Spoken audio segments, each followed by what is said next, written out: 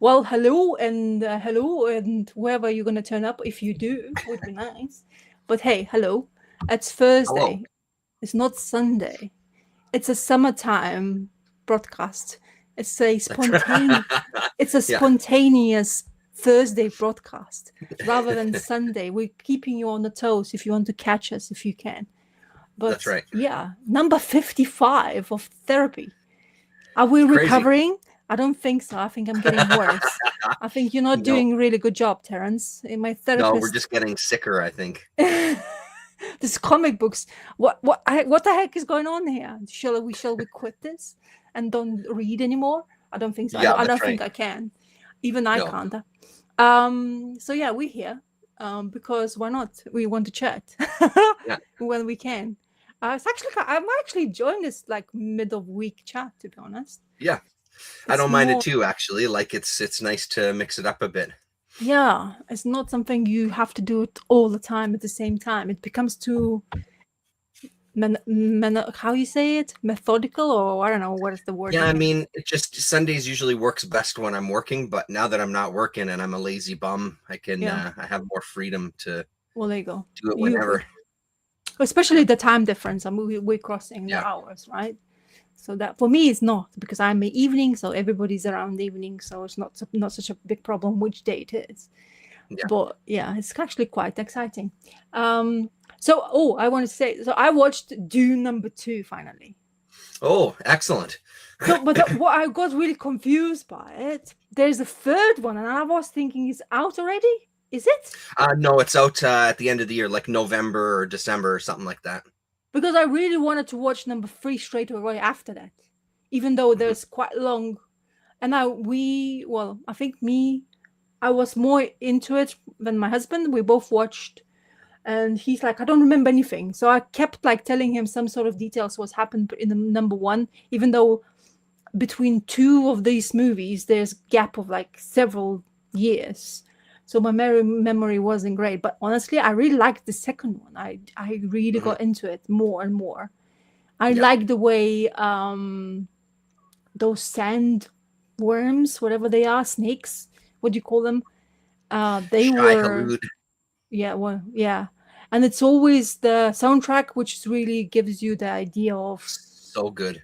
yeah, it's just gives you that feeling of that like tingles. I don't know if you are, apparently not everybody feels the same, but when like if I hear music and I really like it, I have tingles throughout the whole body. Hmm, So then interesting. so I appreciate, they saying there's some people don't. I mean, I don't know, I always had that. So if I like a Mhm. song, I will have like all over. Huh. So I appreciate, so apparently levels of music depth goes into my body much more intently. So if I like it a lot, so it gets me somewhere, right? It's almost Yeah. like I couldn't say high, but it just makes it much more intriguing to, or gives it the stamp on my brain, I guess. Mm. And I really like that, and I like that mysterious kind of like Egyptian type of a music, almost to a point, because of that, Yeah. Yeah. that far away sound of the female. I was like always like really gave me like So chills. good. Yeah. Yeah. So Yeah. yeah. I liked the second one more than the first one as well Uh, too. Friends of mine mm-hmm. didn't like the second one. So the third one is Uh-huh. based off the Dune book called Messiah. I Uh-huh. bought the book. I haven't read it yet. I was Yeah. hoping to try to read it before the movie came out. And it's apparently like from people there's a guy that I know who's a huge fan of the series. He Yeah. figures that Messiah is probably the best book out of the series. Oh wow. Um, and it'll just be interesting to see. Like I know little bits and pieces, Uh-huh. but I think it's cool because people think about like the hero's journey kind of story in Yeah. that first one where he's going to become this thing. And then in the second one, he kind of, goes all Darth Vader on him, right? Like uses his powers for evil. I love that kind of stuff, right? And just showing kind of how power Yeah. can corrupt and, religious zealotry and that sort of thing. I enjoy seeing that stuff portrayed in the way that it was. And then with that book as well, too, or with the movie, even there's this real trope in some sci-fi with like the white savior, like the white person is going to come and save these desert people and stuff. And so using that in a way of like, no, he's going to fuck with you and take advantage of you is pretty damn good as well, too. So Well, you yeah, could and the third one looks incredible. The trailer looks amazing. I Yeah. can't wait to see it, man. I can't wait. I honestly got really confused because I've seen it. I guess maybe I've seen the posters of the third, and I kind of presumed that it was out already. So it isn't. And I know it's coming out in what, December, I presume, like Christmas Yeah, time, right? November, December, somewhere Yeah. at the end of the year. Like the end of Yeah. this year, there's going to be quite a few movies that come out that I want to Yeah. see. There's that Godzilla Minus Zero comes out. Oh, The is new it? Avengers movie comes out, Oh, wow. this Yeah. one. So there's, and I think that I feel like there was another one I'm forgetting, but there's 3 at least that come out all around the same time that I really want to see. It's funny how I've never read books, by the way. It's intimidating just seeing the amount of paper those books have. And I know people saying the minute you start, you can't forget, you can go for it. I don't know if I am. I'm very bad with books on generally. It's funny enough now. I have to teach my son to read and he's not interested. And I was like deja vu almost to a point because that's what my mom usually had with me. So I find it very difficult to even go for like books. But I also notice one thing. If I do read a book and then watch the movie, it gets really spoiled. And its enjoyment of both, it's really difficult because, the plot line is the same like with a Supergirl, like I keep mentioning, like I mentioned last week. Supergirl, I read the content, right? And that content reading didn't really help towards the movie. I like the content where I read in the comic book format, but then when it's what got translated to supposed to cinema, it absolutely didn't work the same way. So it happened many times for me. I don't know how about yourself. Did you? Yeah, I mean it's tough, right? Like I think of them as 2 separate things. Like I don't. Yeah. Yes, it would be nice if movies did the book, but you can't. Like so with Dune is a good example, right? That first Dune book is so dense. I've read about half of it. It is a slog to get into it. Once you kind of get into it, it gets easier. Like there's some chapters in the Dune book that aren't in the movie, and the chapters are fucking incredible. And I feel like they give a little context for some of the characters. But it doesn't make the movie any less good to me because the movie is a different thing. The movie is a movie, a book is a book. You're never going to be able to translate a book into a movie. It's just not possible. I mean, we're talking, hundreds and hundreds of pages trying to get into like even a 3-hour movie. It's just impossible, right? So you have to keep the viewer's attention somehow. But I mean, it is nice when it can do it. Like there's this The Friends of Eddie Coyle by this guy, George V. Higgins. Yeah. They did a movie about that in the 70s, and they were really true to the book. I was pretty impressed. And when I watched the behind the scenes, they were talking about when they had issues with like dialogue, they would just go back to the book and draw right from the book. So they were very much using the book as like their script and their template. So it can be done. It's just, it doesn't always work. People kind of want to put their own stamp on it. Because as a reader, everybody's going to get something different out of the books too, right? So you want to kind of, I don't know, have that creativity feel for a story in your movie, right? So were you sold with actors who is in Dune? Do you like? I thought the actors were great in Dune. I thought there was a funny moment between the 2 old guys who had been in No Country for Old Men together, whose actors' names I always blank on. They had a couple of moments together. There was one specifically where it felt like they were kind of acknowledging their characters from that movie a little bit, right? Like, so I like the actors. I think that they all do a pretty good job. I mean, I don't know. Most of the time for me, I don't really care too much about who the actors are. I sometimes prefer it if I see a movie and I don't know who any of the actors are, because then you don't have those kind of preconceived notions of like what they're going to be, it's like, not everybody's De Niro, who can kind of sort of absorb himself into a role, even though sometimes he ends up playing himself, like a Jason Momoa, like we talked about last week, right? Yeah. He just plays himself in all the movies. So it's like kind of ruins it. You can't really get into the movie when it's, I'm watching Jason Momoa who has a different costume on, like.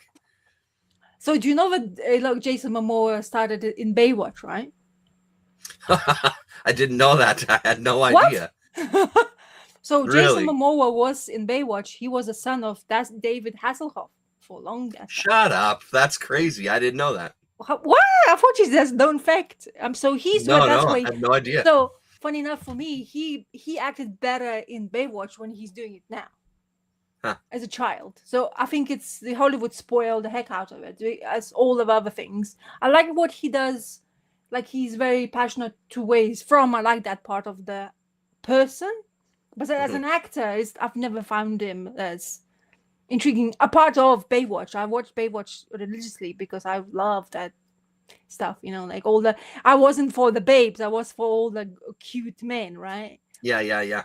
And I was like really pissed off every single time Pamela Anderson was on the show. I was like, oh, come on, get out, dude. Show me the man. Kind of. Yeah. But everybody is lusting for the Anderson. You know what? I always never knew that she's Canadian. I wasn't aware of that until just recently. Yeah, so no she's idea. Canadian apparently. So it was like, what? So you guys are producing kind of a lot of stuff as well. A lot of She must have grown up near the Rocky Mountains. Where is she from? She's the East Canadian, I think. Oh, is she East Coast? Yeah, okay. I think she's East Coast because she says about something. Although, you know, like maybe factually, I can't say for sure 100%. So don't account on that. Anyway, so Baywatch, yes. So Jason Momoa, if you want to see him as not long hair, just a young teen, he's there, right? For you to absorb. It's kind of crazy. Anyway, so one of the standouts for the Dune movie for me was that mother. I think her name is Ferguson. I don't know the name. Yeah. So she's like proper. And then like the minute she like, you know, she has this idea of where they want to be because their survival, right, of the family is left for her and her son to do the job. And you could see straight away, she's like, I know exactly what's going to happen. And she just implanted every single message into her son. And it just happened because she said, like, it's going to happen no matter whatever. And he went for it. Like, literally, it's like, okay, you have somebody else. You love this chick. You're really, like, protecting those sand people. And he still, man, you know, like, became the evil guy because mommy predicted it. And he's like... Yeah, but I don't know. Yeah, I don't know if I agree with that, though, because at some point he really, like... he takes control, right? Like the Bene Gesserit are such an interesting group of people because they're supposedly like the, you know, they're the people that are sort of setting the tone and, you know, she had a boy, she was supposed to have a girl and et cetera, right? Yes. So, which the girl is an interesting character apparently in this next book too. Hello, Damien. Hello. So I think that like, cause he really pulls away from her. Yeah. It's tough without saying the spoilers that I know from the book. It's tough to kind of, you know, yeah. Well, because I will watch but I'm saying in the second movie though, you see him kind of pulling away and taking control. Doesn't he, my memory might be incorrect, but doesn't he use the voice on his mother at one point too? Like he kind of takes that control and kind of barks at her or something, you know, maybe I'm misremembering it, but no, but the thing is, I didn't realize that she's of that race, which they are all bold and white. I don't know what the name of it. The Bene Gesserit. There you go. So that was like, okay, what the heck is going on here? So now, like when he starts saying, "Oh, my granddad," and all that one, who basically Skarsgård. I mean, Skarsgård always does the bloody fantastic job. I mean, his role was creepy, and at the same time you couldn't look away because he's doing the chops, right? And then her was always, like I said, she was so standout of every... Josh Brolin appeared and I found it like kind of they squeezed him in there. I don't know if the book has him in there, but it felt like it was pushed there as a face rather than a character needed. So it just felt a little bit awkward in that sense. But she stood out so much because of, yes, she had this main role and she was like drinking that, the venom of that, whatever that wiggly thing. Shai-Hulud, yeah. And then he drank that, and since that drinking, his eyes was opened and he could use the voice. And that was like, nothing doesn't happen with males, so it's only females who does that. So that was intriguing in that sense. So yeah, I think that's what, I guess in a way I felt like that's what changed him a lot, because he saw what's gonna be in the future, like foreseeable, like they can perceive what's gonna be in the future, right? That's right. They can see the future, yeah. So, and he liked it probably, being evil better than being okay, like they're just being part of the sand people. And desolation and all that stuff. And I really, as I say, I really thoroughly enjoyed it. I was like surprised how much, because the same feeling never happens when I watched the first one. I felt that it was perceivably too long, and I kind of like clocked in my head, looking like, when is this gonna end? And that's never good when it comes to movies like this. Whereas this one, I was like, oh, I'm continuously interested. I want to know what's gonna happen. I also think part of that is like because the first one, I loved the first one. I enjoyed seeing it in the theater. I enjoyed every moment of it. But the thing Mm. is that particular story has Yeah. been told numerous times now. It's Mm. like, it's like going to see the fucking origin of Spider-Man story again, or I see. reading a comic where it's the origin of Batman again. It's like, okay, Yeah. we know this already. So because that part of the story has been told a few times, Yeah. it's a little like, okay, this is going to happen. He's going to put his hand in the box, and so it was Yeah. kind of neat to see the way he tackled some of those things. But Yeah. I could see that the first movie was a little bit like you're just waiting for these points. You're waiting for it to get to what they Uh-huh. haven't shown on screen yet, which is also why I think for me the second one was so great. I Yeah. mean, nice to kind of take that next step. It just took a couple of my friends by surprise who really, like I was saying, they love that hero's journey stuff. So they Yeah. don't want this guy to be a bad guy. So they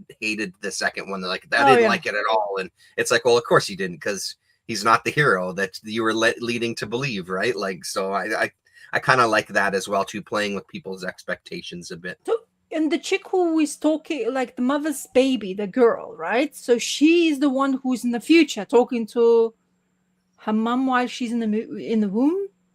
Right. Because there's Yeah. moments where they say in the movie that she's like, "Oh, I'm talking about like brother, I'm seeing it." So is she like?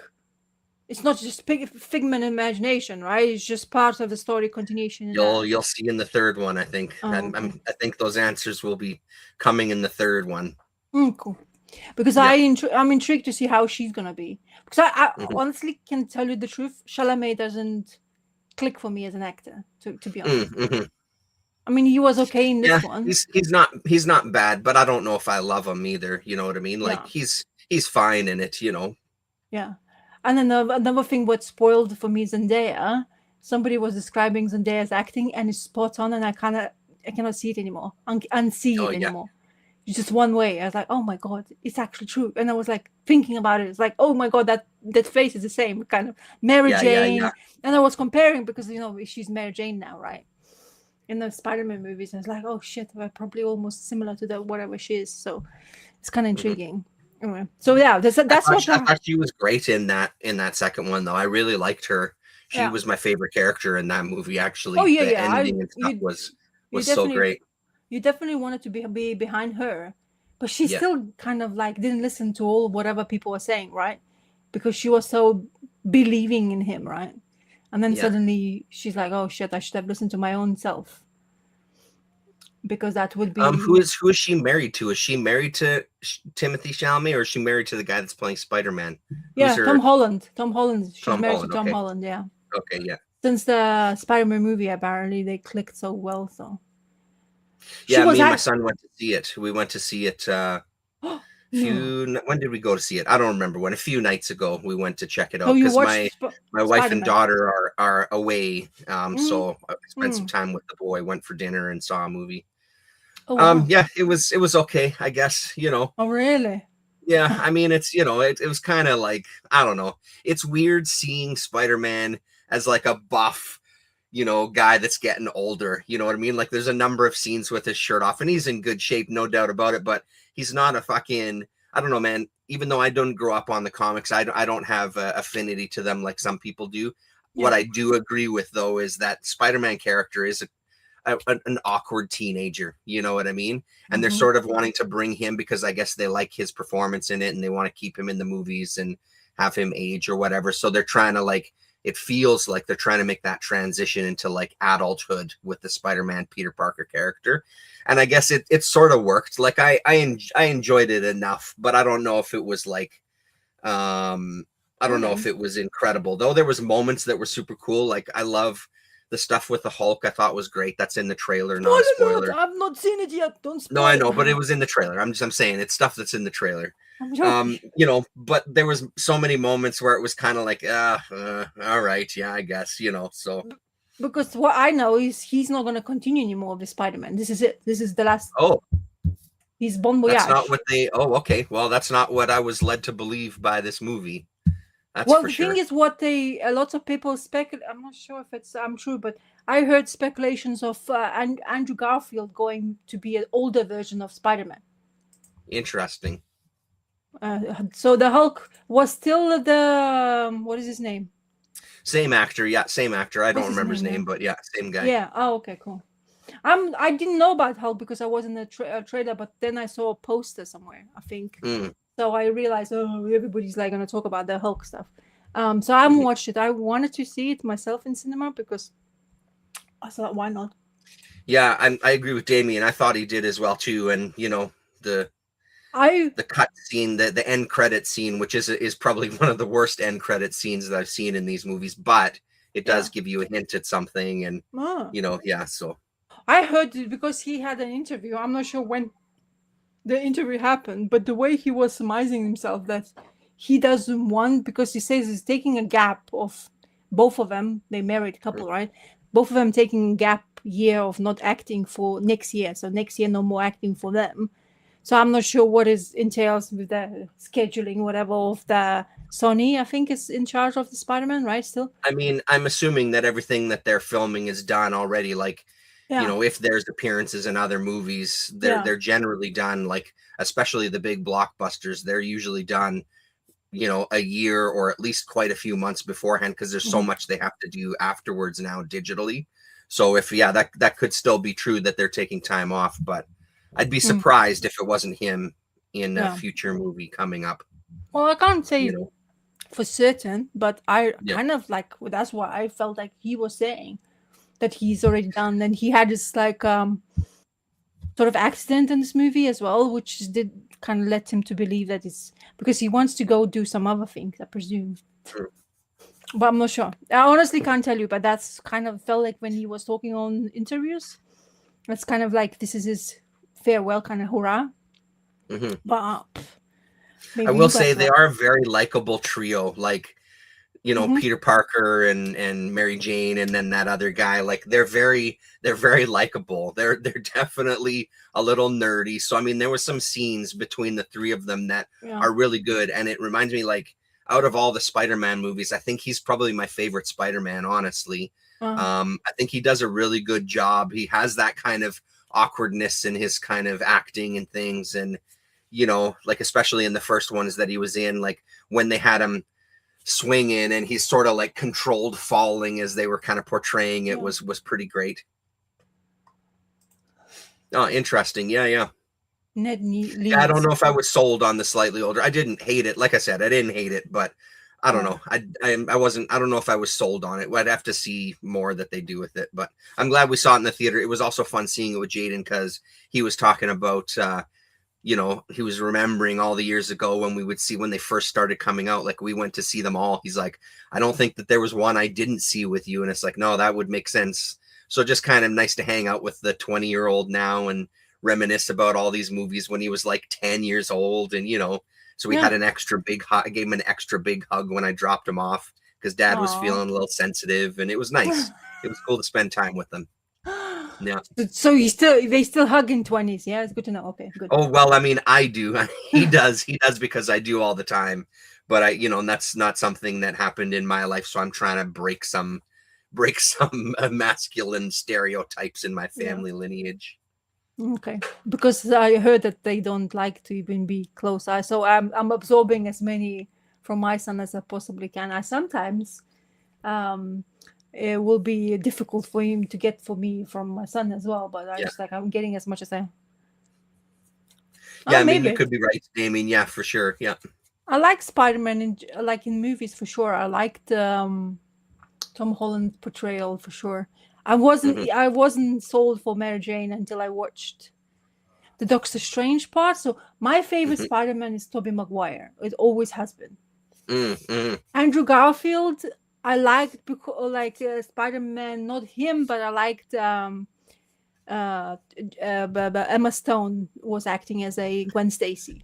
So Yeah, right. that's why I was watching, because I really always wanted to see Gwen Stacy's part, because I knew she's kind of like, you know, like not fully, like he never fully committed to Gwen Stacy, because Mary Jane has always been their number one, right? Because of the Hmm. cartoon watching and stuff like that. So, but I was never sold, kind of, because the chemistry at the beginning between Holland and Zendaya was a bit iffy, and then of course it got actually crazy because of, you know, apparently they got even married after that because of Yeah. this movie. So chemistry wise, so that's why I was watching Dune, right? And I was really iffy with them at the beginning in the movie with Chalamet and Zendaya doing this romantic part. It felt like brother and sister at the beginning. I was like, what the heck is going on there?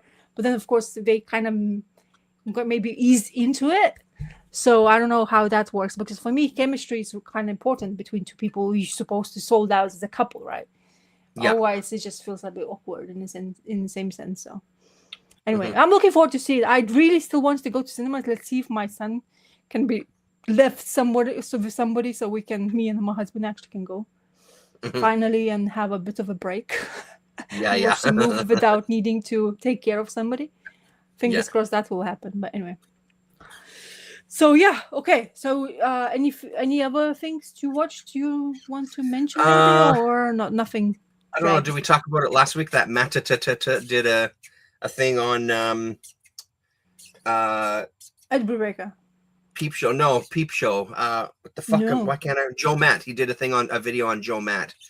That it's so good. I mean, that guy does some great documentaries. Let's just say, like, he's done some really amazing stuff. This is such a good little documentary on Joe Matt. He talks to Seth. He talks to Chester Brown. He talks to Matt Wagner. It is such a good. It's so good. It really puts it into context. There's some things that even the way he presented it, that of course I know because I've read all the books and I've been a fan of Joe Matt for a long time, but there was something about seeing it presented in the video where it was like, oh fuck, of course that would be a thing, and of course this, and of course that. Yeah, no, he's doing really, he's really stepping up his game as far as like these little documentaries he's doing, and especially getting access and interviews with some of these creators. I don't know, man. I love it. I hope he keeps going, and especially I like that he's focusing on stuff that's not like the generic mainstream stuff that everybody talks about, you know. So it's nice, like even doing a Mobius video, doing the Brubaker look at his time with Marvel and what happened there, and I thought that was just, yeah, he's good, man. It's worth watching. I honestly always keep on having on the, I have to watch this, and I have them, right? It's in my face, but I somehow get distracted with other things and I watch something else on YouTube. Lately, my YouTube was kind of like slowed a little bit watching due to there's some algorithm going on in my maybe, you know, like what they basically recommend, and I'm getting really annoyed by what the recommendations are like. So it's like, so I get like frustrated, so I go away from YouTube for a bit, because it's kind of like in a way frustrations, because it used to be so much easier to get the content you kind of really wanted to, whatever you like to watch, and these days it's just like like this, especially like you know what happens, World Cup football basically ruined my algorithm somehow, because it started to flood YouTube's of talking about, I was like, I don't watch football, and I watch rugby, which is, so give me rugby content. Zero. Football. I was like, what the heck? What did somebody hacked in my channel, like whatever algorithm, and said like, you want football? I was like, I don't really enjoy that, honestly. So go away. So yeah, that got me quite frustrated. Oh my god. Okay, somebody's messaging me, which is kind of surprised. So yeah, so I want to watch the Matt, but you keep on reminding me to do it, but unfortunately my doesn't work really well. That's a bit, cracks me up every time because I can't do it. Yeah, I think you should do that all the time. Oh, come on, please stop. One of my friends, she's in Italy, and she saw an olive tree bonsai, so she wanted to show it to me. So now it's message. Cool. So I was like, I'm kind of like, like, you enjoy your Italy and don't speak to me because you enjoy yourself. I'm like, I'm not by the sea and it's so hot in here. It's ridiculous. Anyway, I digress. So I hate YouTube algorithms. I heard something saying that YouTube algorithms changing again. And apparently they're going to ruin some animators' algorithms, people who's actually making animations. Okay. Because there's also like I think the situations with AI doesn't help. Because they need to filter out. Apparently, there are some sort of ways of filtering out what's AI or what's not AI helped. So I think that's not helping. But I'm not sure exactly what it is. It's just something they're saying that it's going to be brought through. But that's exactly with YouTube. It's always changing, and you never know how to kind of keep up with the contents and stuff like that. I just want Mhm. comic content most of the time on YouTube, because that's really what's gives me a therapeutical experience, like like what we do. Yeah. Anyway, so yeah. So shall we chat comics? And Yeah, let's do it. I'll show you what I haven't received, but you have to get it. But this is his volume Oh, number yeah. 2. Sweet. Make yourself big. Let's see. Did I? Oh yeah, I almost forgot what I was doing. Dude, this is Cool. so exciting. Volume 2. So, and such a good series, man. People needs to read. You need to somehow get. I don't know how you're not getting hold of this. Yeah, I'm surprised I haven't seen it in the bookstore. We'll see now that volume 2 is out. Maybe it'll be on the shelves. Abrams Comics Arts apparently is the people in charge. Right. To put that in the paper, on the paper, in the English format. That's the whole. But it's so cool, man. It's this exactly Western style storylines where it's really jealous for us. But this artist, Ralph Mayer, he's kick ass. He shows the ink work. He's been doing this for, I don't know how god long. No, there's lots of the albums already been released in French, I think, if I'm correct. But honestly, seeing this on the paper, because I remember I told you I was reading that in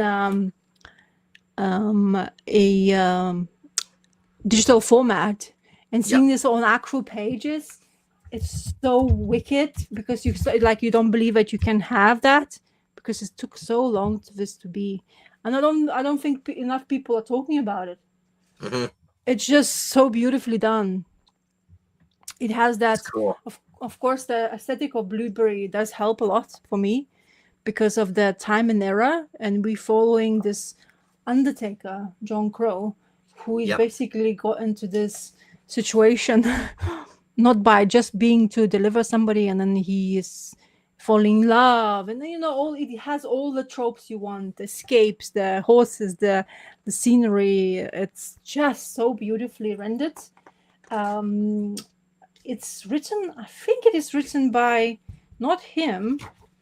I think it's the writer is the, what are you? Come here. Yeah, written by Javier Dorison. So I think he's been doing quite a lot of things in the European format. I'm not sure exactly. Can't tell you now what he does, because this is the main attraction for me. Long John Silver. He wrote Long John Silver. I've got a couple of those ones. Well, there you go. And they're fantastic. Yeah. So if you like that, you're definitely gonna enjoy this. Honestly, cool. It's such a good series. It has, look, a baby's crying, they give him alcohol to drink just to soothe him down. And it's like, yeah, don't worry about it. There's people, child smiles now. There's nothing better on earth and just glug, glug, glug, glug on alcohol, and does it right in front of the church. But and then, it's just fun. It has all the things. Like, there's a grossness to it, because there's lots of undertaking and bodies and situations and love, and there you go. She gets in trouble. There's this mistress, so she has this Rose character, the love affection of John Crow. There's this lady who is like a maid, sort of. She's following him around, and she absolutely hates John Crow, and they have this like relationships building up. And then of course, it's just so well done. It's honestly well worth every penny.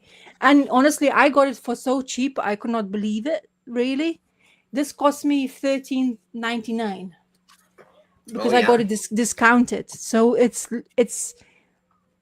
2.5 comics worth of this book format, and it's $25.19 or $35 Canadian and $25.99 US. But if you get the non-discounted stuff or whatever, like people get discounted things, it's so worth just to read the first volume for sure, which I always have on display, because I kind of want it to be shown and people realize that this is well worth time and attention from to I read the story, so I already kind of like, I'm well aware, so I'm kind of just going like I'm double dipping, right? So but I'm kind of like, I cannot say no to it because I still cannot believe this in piece of paper. Mhm. And in hardback, it's really well produced, to be honest. So it Yeah, I mean, always, Abrams books, they're no slouches. yeah, they always have 2 stories in 2 books. So there's like 4, like Mhm. let's say 4 volumes in it, right? Or Yeah. 4 albums if it's you talk or European. But yeah, Yeah. it's fantastic. It's really well presented and done. Yeah, Here's his, I think you showed that already as I well. So have, yeah. And it's so great. There's how many books are there? I think there's 4 now by Cinebook. yeah. But these are great. I only have these first 2, but really, really cool. And the art is Matthew Laufray, I think is how Mm-hmm. you pronounce it. Probably not. But I'll give you a little sample of. Yeah. It looks good. I just remember it's been a while since I've read these, but I remember really liking the story as well too. So that's cool. I didn't know it was the same guy. Yeah. So there you go. So he's doing. I just liked it. I just want them to be noticed. Like it takes a Yeah. really long time for people to realize, those things, and then they get really popular, or they. I think they should be getting popular. I think in France they are extremely popular. Mhm. Because they do like to have that Western feel to it in the comic format, I presume.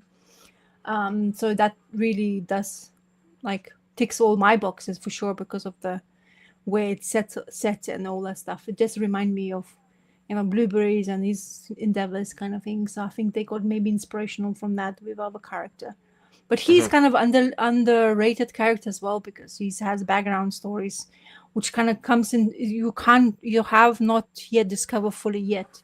In this couple of volumes, you have to go deep, like you have to dwell deep into the stories before you kind of get to know the John Crow, what he is and what he does. Mm-hmm. Mm-hmm. He's not doing that to escape. He's doing this undertaking. He wants to be alone. He doesn't want to be around anybody else because he has a past. Right. And of course, with all the past, you choose something which is like dead bodies, and it's something you're not really not something your first choice. And then he has that bird. I forgot the name. What do you call those birds that would eat dead flesh and they circle around? Like crows, ravens, vultures. Vulture. So the vulture baby he saved, and it becomes his basically a pet. And he's like, "Oh, okay, follow." Go on. Oh, sorry. Go ahead. Sorry. Go ahead. No, in this vulture is basically kind of gets injured, and he helps him, and they become inseparable. And it kind of lends itself like Undertaker with a vulture around him. He deals with a bodies. Yeah. And stuff like that. So it's kind of intriguing. And this chick, he gets to like her, even though all the chemistry is wrong and blah blah blah, and they have this romantic feel to it, but they of course don't agree with a lot of things, and it's just complex story in that sense. But it's just very easy to read first of all, and it's just breezes through. I remember reading it, I was like, oh my god, this is so intriguing, I want more. And it used to be taking a long while to get in the English translation. Yeah, now it's finally printed. It's kind of weird, to be honest, still to this day. I mean, I have 2 volumes, and I was like, okay, because I didn't realize when the second volume comes out, because I was like always kind of like, because I don't have information so quickly because nothing is around me. But I got panicked because I'm not going to be able to. But then I went to that website where I usually buy collected editions, and I was like, let's see what's coming out. So I even pre-ordered this one because I don't want to miss. And if you pre-order, it's usually quite good because it's cheaper price that you get also. And of course, it's nice to have it. It just came out last week, I think, this book, in the production line. So yeah, my local bookstore doesn't carry them, but I can order them through them. So I'll probably do that. Just order through these guys. McNally, and then Chapters in Indigo doesn't have, they have it. You can order it again, but not in stock in their store. Yeah. I definitely ordered it. If you can order volume 1, highly recommend. Just you have I can get for it. They have both of them. I'll probably just order both of them. Well, I will be feeling bad if you don't like it. I mean, you should like it. Oh no, I know that I'll like it. I don't think that I won't like it. sometimes I just, I can recommend quite a few things, but it's not everything. You feel kind of bad if people don't like something you kind of like go really crazy about. Yeah, no, don't worry, but I'll blame you for sure. I'll blame you if I thanks. don't like it all. Yeah, I definitely need that. That really instills confidence in talking more about comics. No, I'm sure. I trust your judgment. I'm sure I'll like it. No, but it's a Western part type of storyline, so so far I think you do like it. So yeah, well, and like I said, I've read this other stuff, and I really like the way he writes. So exactly, it's a sale. Yeah, there you go. So okay, do you want to say? Do you have? You go sure, because you read so much, so you have. Well, I mean, I don't know if I read so much, but your stage is set. There was a couple of things that I didn't talk about last week because I left them upstairs, so I thought I'd talk about them. Oh yes. Blame Ross every time, absolutely. So 5 years in reverse, the latest criminal book. I don't have that book yet. I haven't read it yet. So this is there was a one shot that came out. Yeah. We read it. That's this book. So the book continues. That one shot is kind of like chapter 1, I guess. Oh, is it? So him going to do that heist and getting high and being in the wrong hotel room. Oh yeah. So that's the starting point. Oh, and so then it goes from there. As well. Yeah. And it's so good. I mean, I missed criminal stuff. And then it goes into like the next chapter, the bad getaway. So it kind of just picks it up from there. And it's got that kind of tone throughout the whole thing. It's this, I don't know, man, it's really fucking good. Like Brubaker, just when he's on and when he nails it, I feel like he really nails it in a way that sexy scene. Yeah, he really nails it in a way that, like, I don't know, he's just in his element, right? Talking about this stuff. So it's so solid. And then of course there's a whole bunch of, is there a whole bunch of back matter in this one or just a little bit?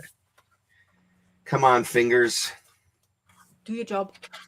Oh yeah, no, there isn't much here. I thought that there was some extra stuff. It just has the ads. It just has the ads for his other series and stuff. But I mean, not too much to say about it because obviously books like this, there's lots of spoilers. I mean, that's kind of the way that he writes. But I don't know. I would say that if you like the criminal stuff and you like Brubaker, this is kind of a no-brainer. And if you like that what I thought was just a one-shot story, then you'll love this one because I thought that was the strongest issue in a while there. So it does say streaming soon on Prime Video is what it says. Exactly. So they keep on saying that. Promises. I know, right? But fucking nothing.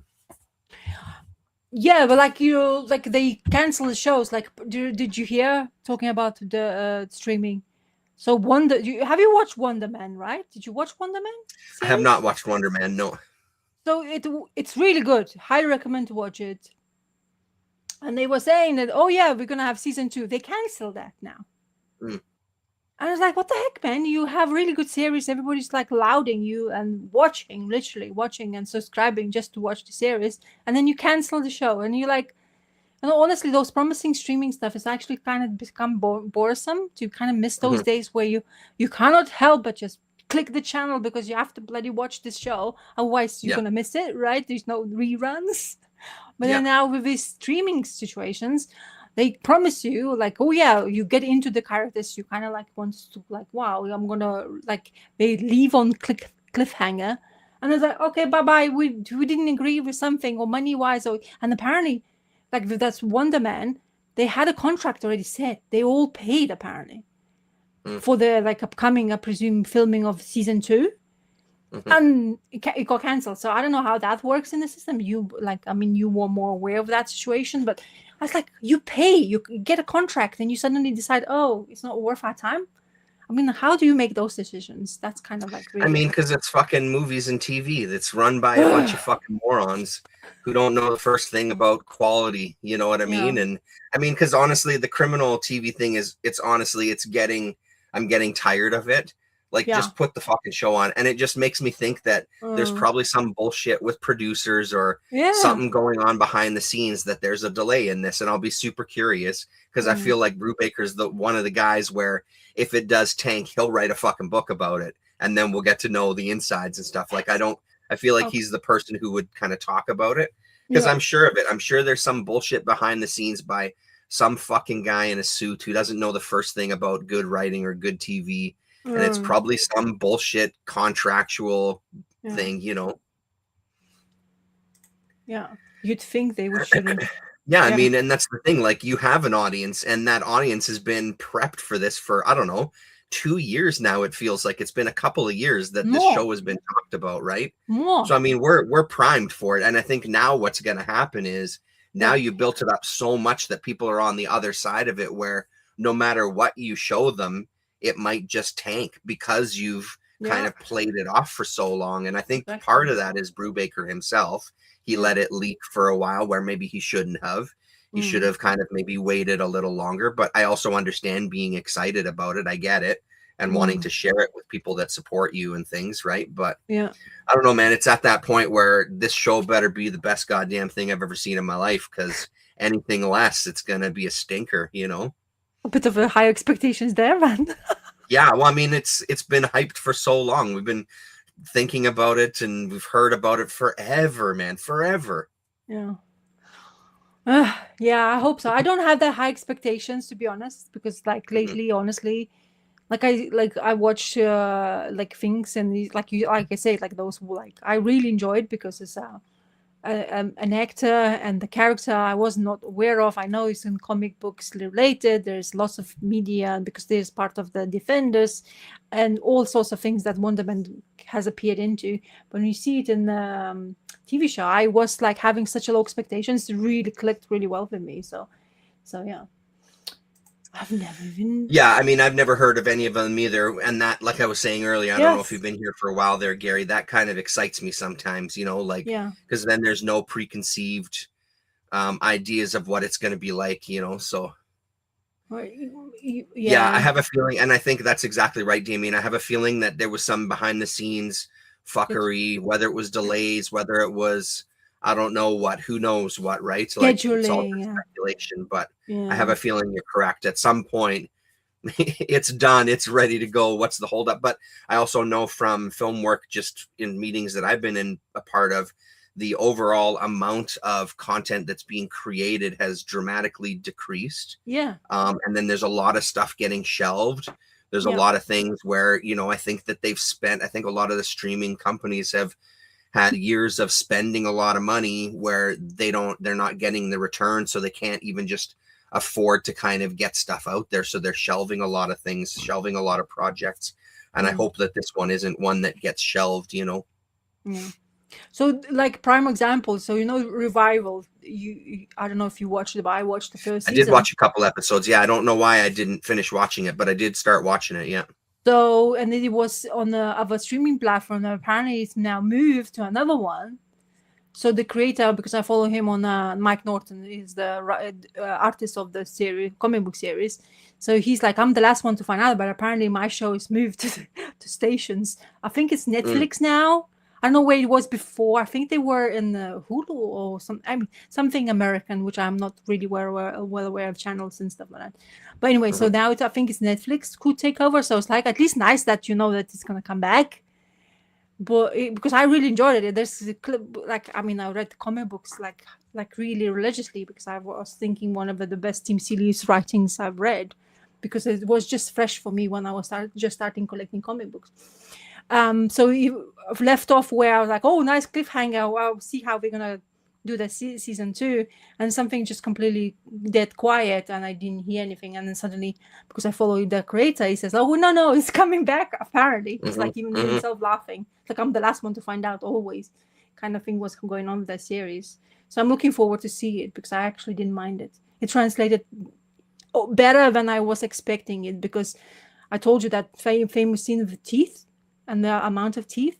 They did that on the show, and I was like, "Oh my god, they actually did that!" It's like, what's going on there? Like, she's ripping those teeth out, and like, yeah, like crazy. you cannot like shriek in the moments. Anyway, so yeah, TV shows and streaming is a headache in the same times. Yeah, sure is, man. And I'll show now what Mr. Terrence has kindly sent to me. So you gave away. Well, you told me that you had like extras, I think, or you found doubles, right? Because you were trying to collect them. Yep. All right? Is it all of them? 7? It's all of them. Yeah. I mean, all of a sudden I started looking for these books, Yeah. as people know from watching my channel, and then they Yeah. started popping up everywhere, and sometimes for dirt fucking cheap. Yeah, make yourself big there. So this is what But I yeah, got these are all the, it's this is gifted. all the Fantagraphics books. Yeah. Yeah, which is so, what a nice piece of paper, by the way. I'm like, so nice paper. It's like, what is the production? Is this like fourth printing ones? Because I was It should looking at, say inside. I had multiple printings of them. Like when I was like I said, when I was finding them, I was just yeah, buying them, even if I had the books already, with the yeah. idea of like eventually they'd get sent Right. to you, right? So So yeah, thankfully, because I was looking at, thankfully I mentioned that time. I was saying, oh, like I found them online, and you're yeah, like, oh, don't do this, because I was like, yeah, excuse yeah, me. yeah, yeah. So thankfully, so I start reading. Of course, I have like slightly, not that much, but Yeah. honestly, it's so good. Even though as I said to you beforehand, I was like reading the reprints of Dark Horse. They are producing that in single format, and they put in color, which is fantastic.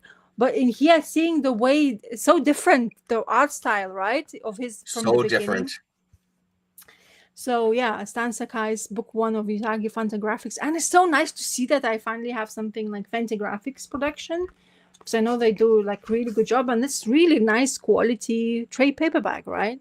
And it gives you a Yep. little bit of you know, like who is the bodyguard Usagi Yojimbo, and this nice first story one is so quick to go from one to the beginning till the end. That was quite intriguing to read. Is this like, do you think that they start like from first appearance? Is this how he appeared? Do you actually know?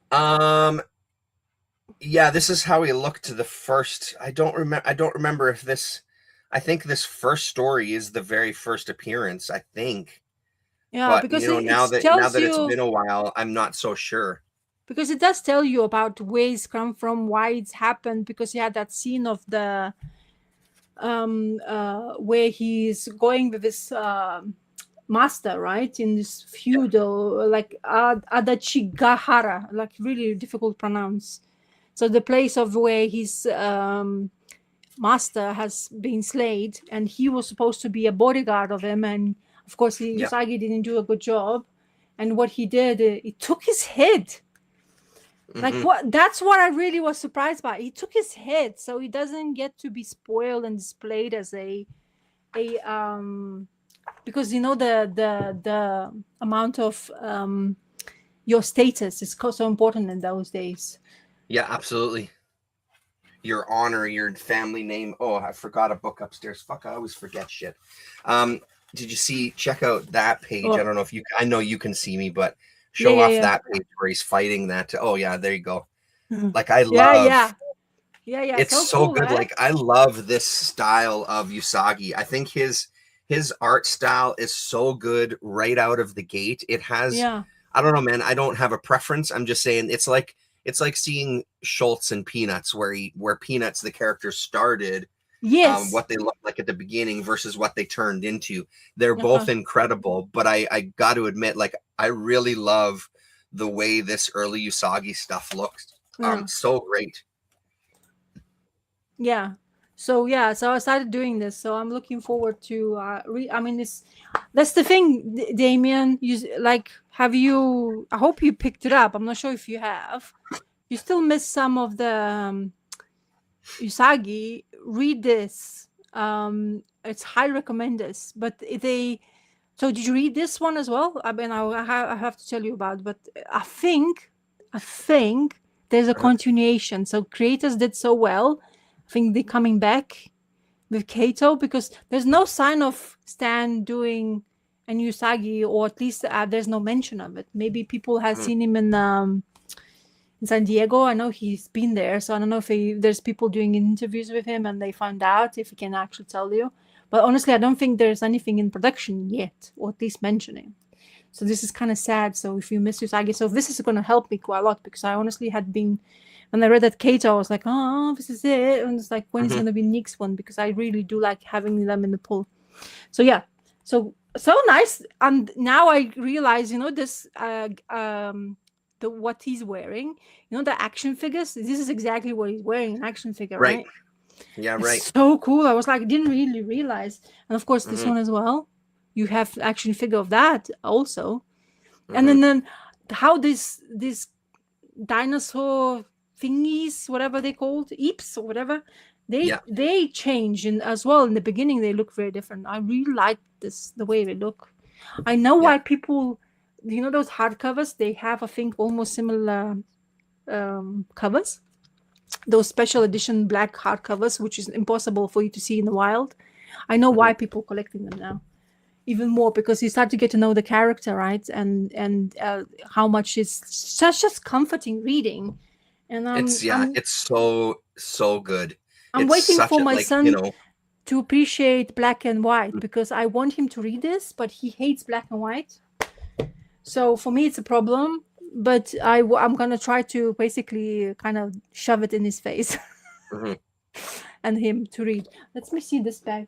Oh, there you go. So it's kind of like looks a bit more what I know already of Usagi on book 7, Yeah, and right? that's the thing. Like, his style changes pretty quickly, so it Yeah. goes into kind of what you'd expect from him, And I right? think that, So like deaths happening, I really like apparently when he was killing everyone, they don't have that speech bubble appearing with the skull. yeah. And it's his evolvement as a creator, and it just makes it much more like understanding how everything progression of the things. And I just really like the way he draws all the characters, and this anthropomorphic things are just so flawless for me as the characters. Ooh la lula la. Look how good that looks. You know what Which I book mean? is Like, that? that's this one. Book 4. Let me check. It's just so great, So yeah, his style. I think the style is only that early stuff for that first volume, and then the rest of them, I think it's pretty much as you know him, right? So Yeah, they're just saying the things that everybody always says about it. It's Mm, just such quality reading. There's such good stories, such great yeah. characters. Yeah, Yeah. I love it. Yeah, and also the chick which appears in the volume 1. I never knew how she appeared. I kind of Mhm. knew it, but there was like because I was reading some of it in the middle of the stuff that reprints. It wasn't really introducing to her in this second story. You already find out who she is and the involvement and kind of thing. Like Mhm. she basically saved his ass because he gets Mhm. attacked by those samurais, and he gets like shot in the foot, and I was like, oh, like, are you killing the character already? Also, I'm not aware of this dude. Who the heck is this guy? Because that snake guy is talking about, Yeah, because right. he's the bad guy. He's the bad lord who's taking out all the other ones, and he killed the Mhm. Usagi ones as well. But he looks so menacing, and I kind of never seen him before or Mhm. after, let's say this way, actually, of production. So it's really cool. I'm really liking it. So thank you for you. For Yeah, no, me it's now, awesome. I'm glad you like it. of course I will. I mean, I knew that you would. Yeah, and like I said, as soon as they started popping up, I'm like, well, I'll just try to buy another set of them, and eventually that worked out. So honestly, it's all like it's nice to, as I say, nice to see Fantagraphic production book, or even though it's like from the 90s or something, like whatever reprints. But I like that because it's just the beginning of where Usagi came, right, and who mhm. basically gave him a stepping stone to go and make himself what he's now, right? And I like the size of the books too. Like, they're not as Yeah, tall as kind of graphic novels, but yeah, I like the size of them. They're yeah. they're good. So yeah, so very good. Usagi Jimbo still wins in my books for sure, and Cool. I'm more like happy now because I kind of like will be more versed into character than I was beforehand. Because honestly, I just read whatever their Dark Horse was producing, and I've never were able to go for, because I checked those softcover omnibus the Dark Horse was producing, those big chunky volumes where it's all in Yeah. one. I think you had it, didn't you? I have one of them, yeah, and I didn't get any of the other ones, but I Yeah, have the there you first go. one. Yeah. That didn't appeal to me, man. I I mean, I it's really not like bad. this. It's pretty easy to read. Like, the binding I thought was good. Everything sits nicely, and it's Yeah, nice seeing the art a little bigger for sure. for But I sure. just didn't go for more of them because I mean these motherfuckers take up a lot of space, Uh, So I haven't gone past book 1 yet. oh, So I did figure you? if I'm gonna keep any of them, book 1 will be the one to keep. Because if any start going out of print and people want to pay some extra money for it, it'll be book one. Yeah. So I can So cash in like Earl Grey has been doing. so you bought Lillian the double slipcase hardcovers, right? Yeah, the hardcovers. Yeah. So are they how much content that those collected? Those collect all of the Fantagraphic stuff too, just in a different format. Yeah. Really? So and it's those are gorgeous. Those are absolutely wow. gorgeous. I mean, my wife jokes, she's like, "You bought those for yourself?" I'm like, "No, I bought them for Lillian." Like they sit in her room and we were reading them together. Yeah. Which was really nice. We haven't done that for a while, to be honest. We should probably do that again. Yeah. But they're beautiful. Those are beautiful. They're not the easiest to read lying down in bed for sure, but they're gorgeous. Ginormous. Those ones. Okay, cool. So yeah, because I was like, because there's so many Usagi Yojimbo reprints. Mm-hmm. Unfortunately, those special format hardcovers, they don't get reprinted at all. I remember there was a time when he came out with the volume, I think 8, and it's gorgeous. It's like black, and almost looks like almost a similar way of like a Hellboy library editions, but not as big, right? But it had that black, and there's a window with the cover, and it also had a bookmark thingy. It's just the way Dark Horse does those. But I don't know why he never went for reprinting those, because there's so much reprints going on now. Marvel is not afraid to reprint anymore. It seems to be DC is actually doing a decent job of doing all the collected editions, which is kind of hilarious when it comes to other things. Like they were so bad at it and now they're getting better. So yeah, it's kind of cool to see. Anyway, so yeah, thank you very much. This is it'll keep my Usagi Yojimbo fix sorted, right? I will not have to. I mean, you're gonna love them. It's great reading those early stories. They're just as good as the later stuff. You know what I mean? It's just cool to see where it all came from, how it all started, and exactly. it's you'll love it. I know you'll love it. Yeah. So yeah, I'm chuffed. Okay, your turn. Your turn. Let's see. Okay, let's talk about these ones here. It's sort of like 3 books, but they're all the same series. Okay.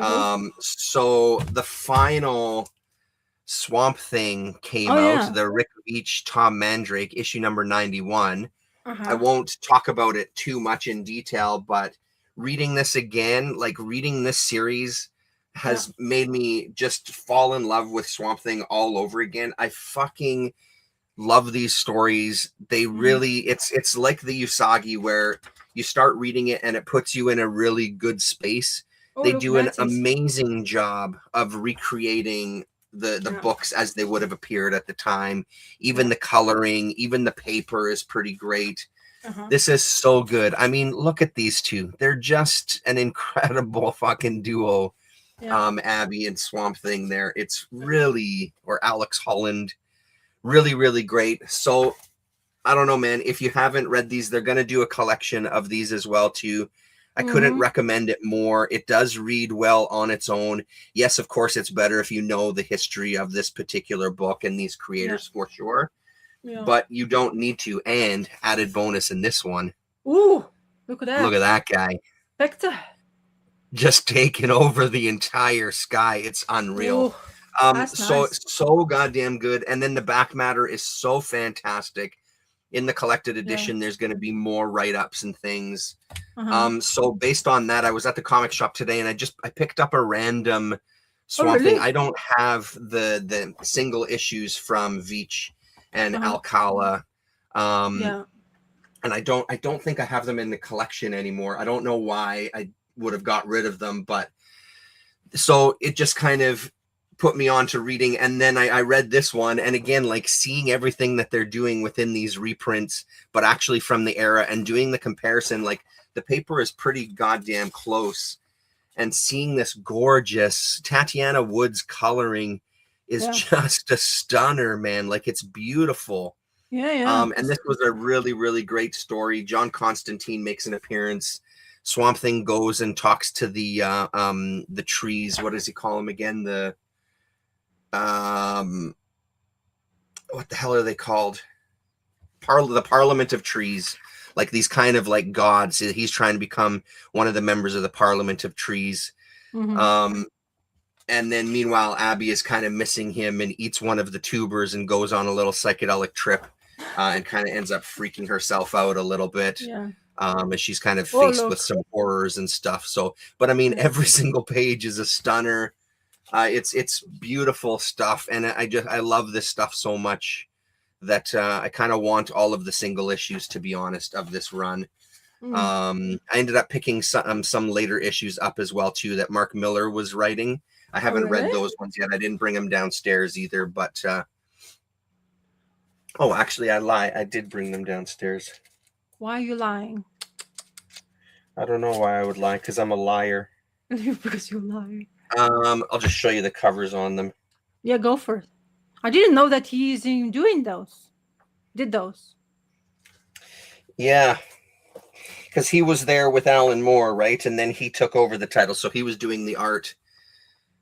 So I just picked out, they were cheap ones, and I just picked out some that had some cool looking covers. Oof, look Issue at that. number Menacing 155. You forget how long Look the how run was. beautiful. Those covers look incredible. From September 1995, that's 158. And then these ones are really nice covers too, 161. Mm-hmm. And then I think 162. Yeah, 162. Jesus. Really great. So I don't know how well these are going to read compared to the other stuff, but I wanted to give them a shot because I'd like to kind of get into them again. And then the last Swamp Thing related thing is there was a facsimile edition that came out of kind of the first Alan Moore story, which was the anatomy lesson, kind of where his run starts off. I didn't go back and read all of them, but I think I want to, Damien. I want to go and read them all now. And honestly, I kind of want to read Alan Moore's run again. I've got it in graphic novel form. But honestly, I'm really leaning to it's a series that I'll probably make some room in the collection because I think I want them in floppies, to be honest. I want the individual issues if I can get my hands on them, depending on how daunting of a task that is. So this was cool. The same thing, like they did a good job of reproducing it. The paper feels a little heavier. It doesn't feel quite right. But it's cool just to have this issue being as it's his first. And, like that's such classic Rick Veitch drawing right there, So even though this one it says it's Steve Bissette and John Totleben artists, I know that in interviews with Veitch, he was often doing some panels to kind of help him catch up. So I think they were all sort of working together, even when he didn't kind of get credited. So, oh really? Yeah, man, these are so good. Well worth your time when they come out and collected. So is this one controversial because of the Jesus, right? That's right. That's where that's kind of where it went at first, and why it got canceled. They got cold feet and then backpedaled on it, even though the issue was mostly done. So now when they kind of revisited it, he had some of the stuff that was finished and then a bunch that wasn't. So, kind of completed his story. I'm super glad that they let him do that. I think it's great. I remember when I was tackling I was always wanting to floppies this one thing. So what my first goal was, but when I found out that Bernie has done it first, 17, 18, something like that, right? So I went for those because they were something with Bernie's work is always like number one for me. I knew Alan Moore's was like always very celebrated and stuff, thinking that will be easy. But I realized like at the beginning of Swamp Thing run with Alan Moore in it, and especially because there's Constantine's first appearance in Swamp Thing run, don't forget, which is now a facsimile, by the way, people. So you can actually get that probably which easy. I'm pretty sure I've got that as well too. That facsimile. So I got intimidated and then I didn't realize how far that run went. And now you show me that the issue on 168 is like, was it that far away? Because I remember I went to like 130 and I was like, 130 issues of that. I think that volume went like 300 issues or something, right? Like it went for a long time. Hellblazer went for 300, and that was like something you cannot easily were obtaining stuff as well, especially the beginning ones. So when I was doing them both, and I remember now seeing the Swamp Thing by Bernie is going up, by the way, and it's because of Bernie's unfortunately he's not here with us anymore. So that doesn't help the books, especially if you're looking for floppy. But yeah, those I other mean, ones when you were talking about is quite. I mean, there's cheap ones. I bet you can find them in the bins. But I oh yeah, for wonder. sure. There's going to be a lot of them will probably be dirt cheap. I Yeah, don't doubt it. I just know that there's going to be some that they're going to be harder to find because the print run might have been lower or yeah, whatever. But I yeah. feel like it should be relatively easy to find a good chunk of them. But I also think it's one of those series that people aren't selling, like the people that read it when it was coming out. I think it probably resonated with them where it's one of those books they hold on to. I've never read Vici stuff, nor did I picked up that because I was thinking, okay, I know the controversy, like you showed that, like things are the story behind it. But I was like, yeah, well, if I want to know something more, like in because I like to know what's before, why this is so, intense. Because I actually didn't never given the chance of Vichys even thinking about it because I thought Alan Moore's run was so long that I was like, okay, I would be completely out of the depth, right?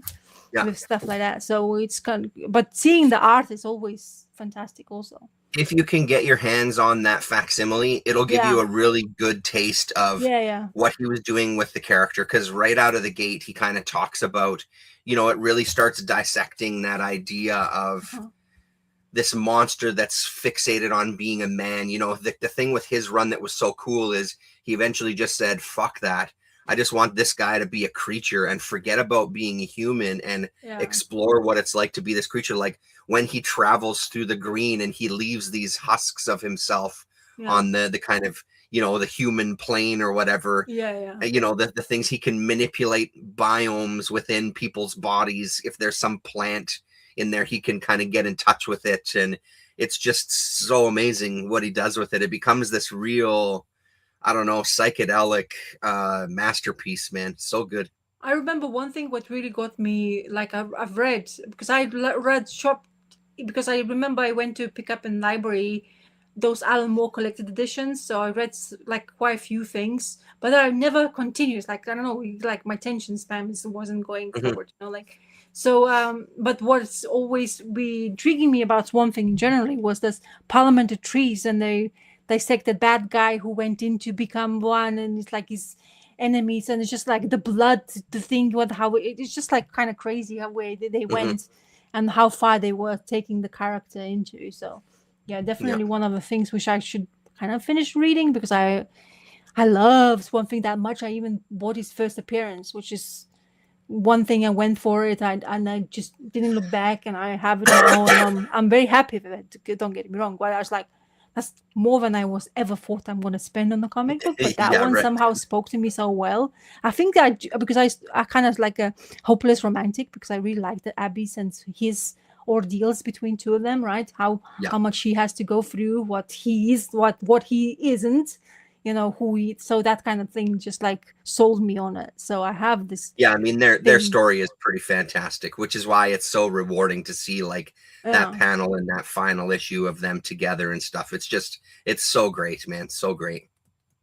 So yeah, it's cool. I'm really glad. Now you're gonna make me want to go for one thing as well to read some stuff. Yeah, I mean, like I said, there's gonna be a collected edition of that stuff. Just keep your eyes open because I think that'll be well worth getting. Because I think the write-ups in the back, the write-ups in each issue have really like raised the bar on how good this is, and just the process. They talk a lot about the process of doing this stuff in modern day technology and kind of like trying to tap into a style that was from the 80s.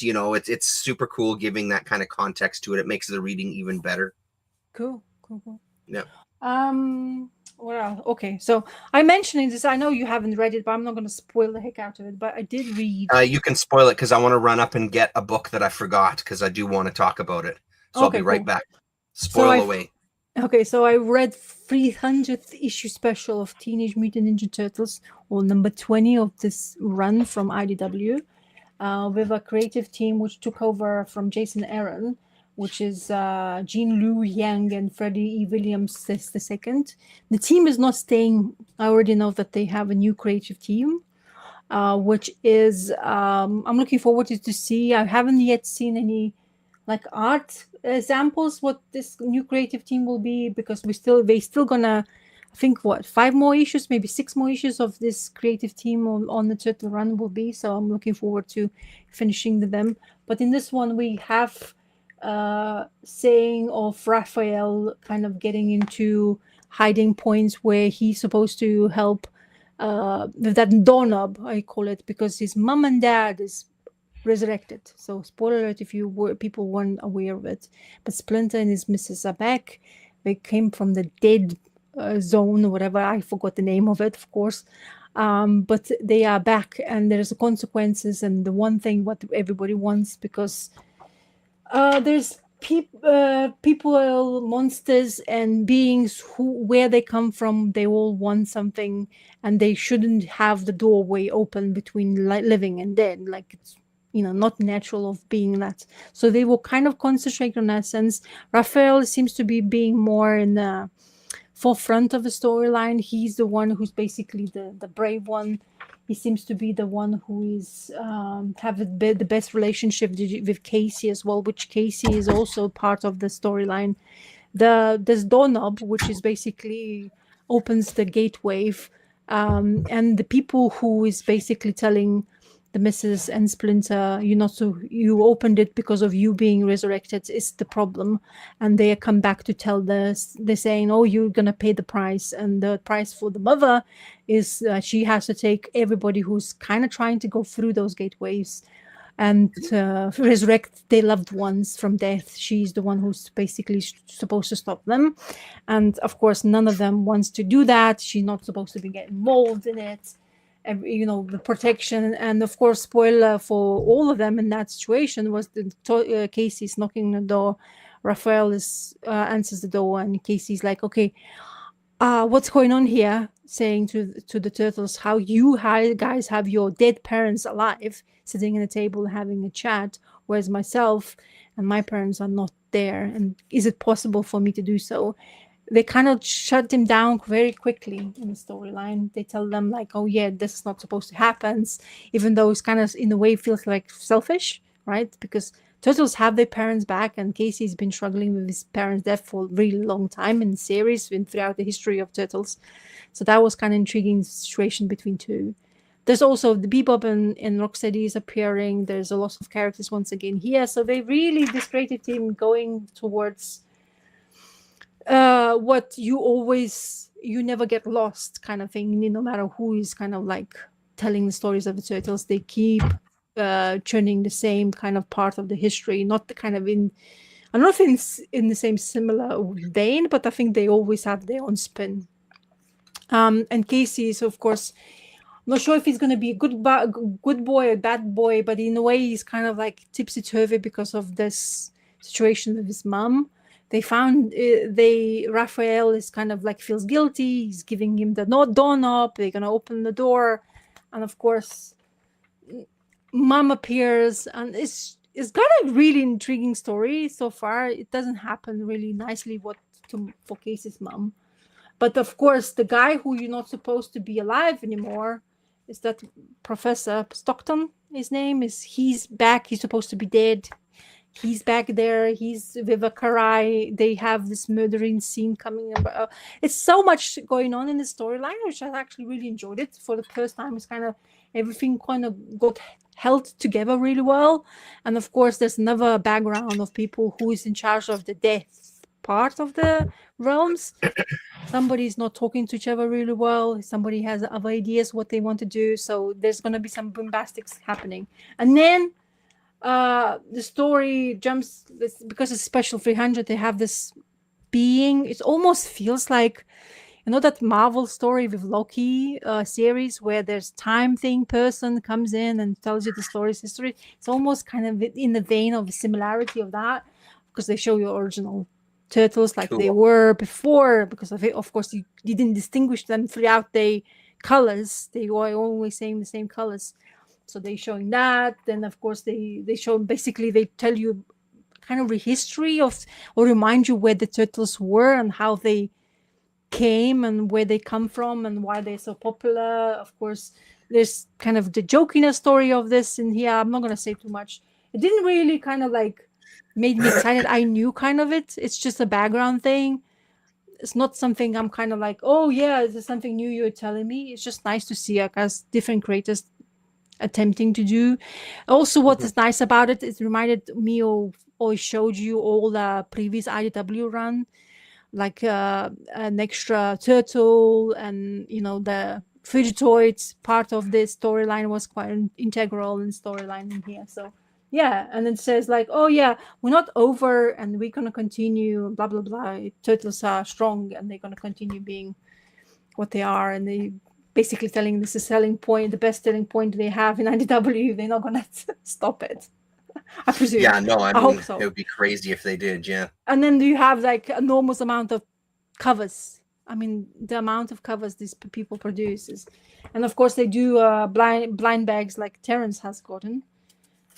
And Terrence, I sure what's your did. After complaining about it, I was a sucker, and I got one, just because, well, why the hell not? Yeah. And it turned out to be the Frank Miller Virgin variant, I guess. And what I didn't realize is that Frank Miller has never done any covers for Turtles, and obviously Frank Miller's stuff was a big influence on them creating the characters. So I don't know, man, pretty cool one to get if you're gonna buy into these things. I did keep the bag though. I contemplated keeping it in the bag. I'm like, well, that's stupid. I want to read the issue. I just haven't read the issue yet, but so that was cool. Yeah.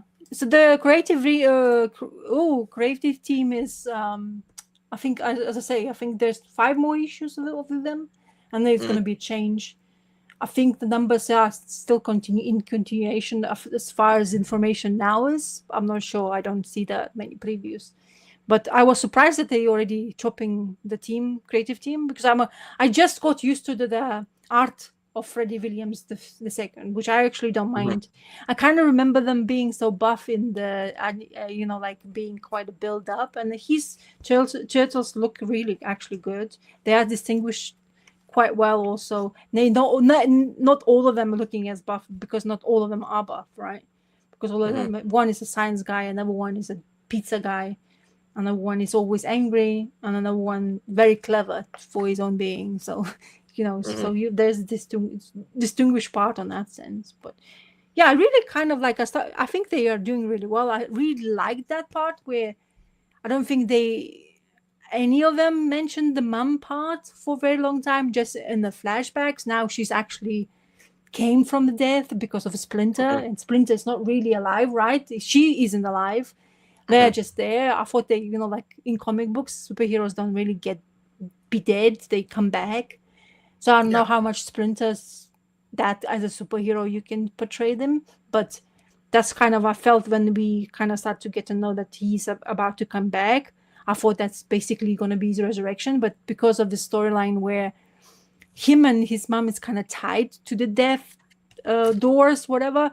So I'm wondering how they're going to work with that kind of storyline, which I'm more intrigued than anything else in Turtles. Because it's quite difficult, right? It has to make kind of sense, especially so many people who read Turtles are knowing the history behind it, right? So it's intriguing to see, can they pull it off, and will it be success or not? So yeah. Okay, your turn. Speaking of Turtles. Oh yeah, Journeys. I did get my hand on Journeys number 11. Yeah, I did find it. I think I probably went the next day, to be honest, because I wanted to make sure I didn't miss out on it. And I'm pretty sure this was the last copy they had in the store. And it was a stunner, man. I had sort of forgotten issue number 10, Splinter dies. So in this issue number 11, we have a bit of a story of like these vampires who they appeared in issue number 12. Hello, Apollo. They appeared in issue number 12, and that's why I was confused. I'm like, who the hell are these vampires? So they've appeared in issue number 11 as kind of part of the story. Yeah. And then we get into, kind of Splinter's send-off, which is just done beautifully, of course. We have some great underwater stuff. Look how beautiful all this looks. Swimming with turtles, it's beautiful. And then we get to, they're kind of making the coffin / ship that they're going to send him off to Valhalla in, basically. And there's beautiful shots of it there. Oh wow! As they're getting it prepared, like it's gorgeous, man. It's so, and it's genuinely moving. You know what I mean? Like it's handled very nicely. Like I feel like you can really fuck around with some of these things and make it a little ridiculous. Mm. But this one they do genuine. Whereas, yeah, there you go. Like there's a good panel of him there. Oh So no, look at that. That's really yeah, emotionally looking thing. yeah, I know. Yeah, it's pretty great. Good as black and white, not Then in color. they do this, Oh, so the dude. final kind of send off Oh, in the that's kind of background, and sad. yeah. So who's A stunner of an issue, man. A stunner of an issue. And then, back to kind of the action at the last couple of pages just to make sure that, you've had your moment, and now back to we're going to need to do some more ass kicking. And this one is full on cover to cover story. So there's only an ad on the inside back cover. But everything, the rest of the book is all kind of comic, right? So I don't know, man. It's been such a good series. Journey's another huge, like, strong recommendation from me. It's been so good. Yeah, you did read the 12th, right, before this one? I did read number 12. Yeah, I read number 12, but as I was reading it, like I said, I there's these vampires. I'm like, what the hell is this? What did I miss? And then realized that I had missed an issue. So now I'm all caught up. So, and issue 12 is great. Just kind of continues with the story. I think this is the issue though. 10 and 11 are kind of like, those are the two that are goddamn fantastic. The whole thing has been so good though. So and it ended like in the way you were expecting. It wasn't disappointing, or no, it's not ended yet. It's still going. There's still more issues. Oh yeah, I think there was like, I don't know, this volume had like 20 issues or something like that. What? So it's still going for a little while yet. Yeah, no, it's not over. I thought there's only 12 issues. No. Let's see. What? Huh? What? So, okay, maybe not 20. CLZ has 15 issues listed for Journeys. Oh wow. Okay. Cool. Yeah. So we're getting closer. There's a few more issues to go. So when they say they have it collected, right? Is it gonna be the whole thing they're advertising, or is it gonna be 2 volumes? I mean, I assume they're gonna do the whole volume. Yeah. Because they're advertising it like full on, man. They're like, so I wonder, because I was kind of thought that it's going to be released really soon, but if you say that they haven't even released 3 more issues to finish the run, so they advertising you way too early to get this. I mean, let's hope they're not. I mean, maybe they're putting it into 2 volumes. I don't know, but it seems like it's a short enough run that you could put it into one chunky, soft cover / hardcover.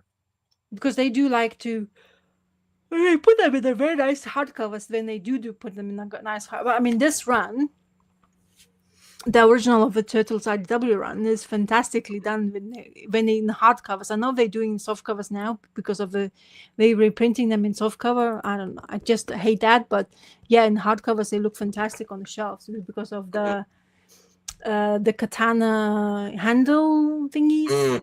Spine looks, all of them like looks in different color, but so uniformly pleasant to your eyes, especially if you do collect them in that format, which I'm not, but I just really like to look at. Especially it's like aesthetically very pleasing, and they are very nice. I had it in the shop just to see how they feel, and they look in bigger format. They just look fantastic, to be honest, bigger than the comic itself. So yeah, one more Usagi run. So this team of Usagi Yojimbo, Zach Rosenberg and Jared Cullum has finished the story of 5 issues. So there's 5 of them. Sad to say that it's finished. I'm pleased to what they produced. I think this creative team definitely knows how to deal with the situations with the Usagi. I really like the story. I like the bad guys. I like the good guys. I like the dynamic between she is a police person. He is a thief. This is how they take the story forward. And he's still kind of like blinking in to see where his past, kind of like, his past lives is involved in this one. So after reading the storyline, the way they ended, they had extras, right? Extra things. They always, the back of the finished story, they have to tell the creators how they came about to be, the backgrounds of how they read Usagi Yojimbo, how you got familiarized with the character, but also There were some extra scenes with the food, which is kind of hilarious. They always say have an extra matter. There's also an artist, cover artist that tells, this time Daniel Warren Johnson's, which is not bad cover whatsoever. I mean, if you're a fan of Daniel Warren Johnson, so, but he's telling you also stories, what he and how he came to be. Then of course one more extras, which is you don't see that in flippies, right? You usually see them in collected editions, but this one has an extra material in the floppies. But next time on, there's a story there, so they already have a story going forward. I'm not gonna show too much so it doesn't spoil it. But is this mean that they're gonna come back? Hopefully this is how they're gonna do it.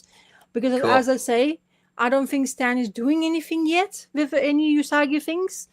Because I think they were popular enough. I think people didn't realize it. I think it should be in your radar, especially if you are a Usagi Yojimbo fan. So I'm looking forward to it, because honestly, I don't mind them at all. I like the art style. I like the watercolor scheme they choose. It's this Usagi feels like Usagi. It doesn't feel like they were trying to put spin on the character. Yes, they are putting them in a different time zone, right? It's 1984. This one, I think they continue with 84. But wait, I'm gonna see just once again. Yeah, they're still gonna do 84, so it's in the 80s. So I don't know. I don't know if you picked it up, because I know you didn't have the first. I did. I got number 5. I'm just making a note there to get 1 and 2. Yeah. So I've got 3, 4, and 5. Yeah. But I didn't read any of them. But I'm just making. I'm putting them in a cart. Because I probably should get on them sooner than later, because I just can't find 1 and 2 in town here. They're long gone, and especially if they're going to continue, I have a feeling those couple of issues are going to be very, very hard to find pretty quickly. Yeah, and I tried to look as well, because I only look online, and I looked it up in any comic shop who has online store. They also have number ones, or they have. Okay, they also have covers, right? So, but not as crazy as our Usagi covers. Used to be quite a few of them as well.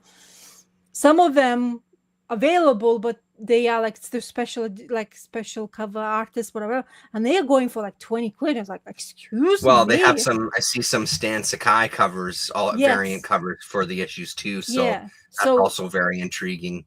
I think they had sketch cover, but that one is also going for crazy prices. Like, it's a sketch cover. There's nothing in it. It's like, why are you charging extra? I guess people likes to Stan Sakai to do the cover for them. I think they. I mean, it would make sense for sure. Yeah, but this story ended. I really liked it. It didn't I'm not saying it's gonna blow your socks off, but if you like anything Usagi Yojimbo latest storylines, I think this is gonna click really well to you. I wonder how it's gonna be for people because it's gonna come in collected edition. So I wondered. I'm looking forward to see what people are gonna say about that, because it's reading very differently when you have the whole story in one chunk. Not just by singles, but it really fitted everything, whatever I had an idea of Usagi Yojimbo, and I really like that they modernizing him, like putting him in a different era of time. They're still the same kind of. He's still using swords. You still have those entities who comes in for some reason to basically dwell and put fingers in between two. But I think the way creators are, these two seems to be really well versed, and I think that's why Stan Sakai let them do things with Usagi Yojimbo, because it's not easy. It's his baby at the end of the day. So to let somebody else to do it for them, it tells something. So I liked it. I was a fan. So I'm selling it maybe too much. I'm just gonna take a minute here, and I'm gonna buy these right now, because now I'm worried that I'm gonna miss out. So just give me 1 second. No, I've got to do it. Okay, well, if you have some money to spare. Get the issues. Yeah, because I was looking to see for you if I could get hold of it, but honestly. Okay. Well, I mean, yeah, I don't want to miss out on them. What the heck is going on here? Oh yeah, don't do anything crazy. Okay, there we go. Live purchasing here, people. Live purchasing, purchase power. Yeah. Where am I here? No. I'll talk about my next thing here once I'm done this. Yes. It is. It's going to be this though. 47 Ronin. Oh really? Go on. Yes. I'm very Here, I'll intrigued. pause on this there. Okay, there we go. So 47 Ronin, Stan Sakai, Mike Richardson, the publisher, like the Dark Horse owner, I guess, and then Kazuo Koike doing some consulting from Lone Wolf and Cub fame.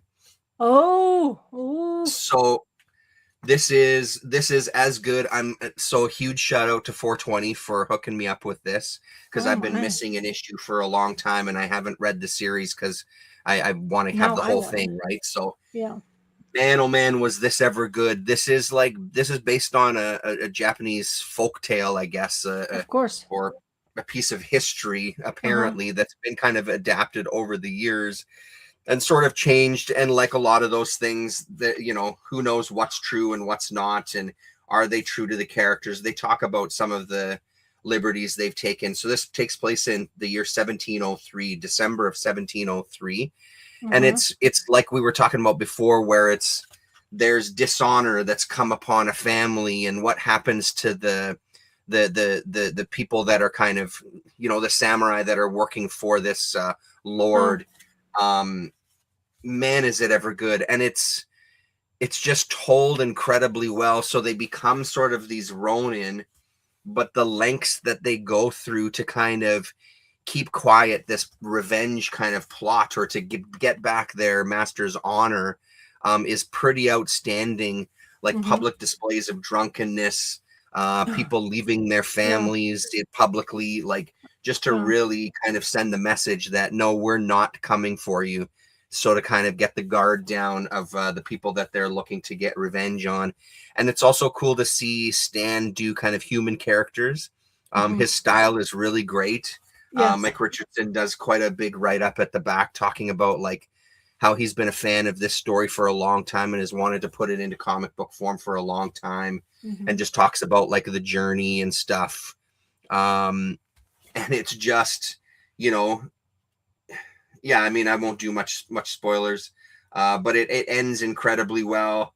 And then in the back, we also get kind of like the covers for each of the issues, of course. And it's sort of the same. Actually, let's see. Yeah, it's almost the same size as like the Usagi Yojimbo book, the Fantagraphic ones. Just a tiny bit narrower, I'd say. Yeah. So, but yeah, it looks like about the same height. So a nice kind of compact volume. Yeah, really, really great story. It was worth the wait.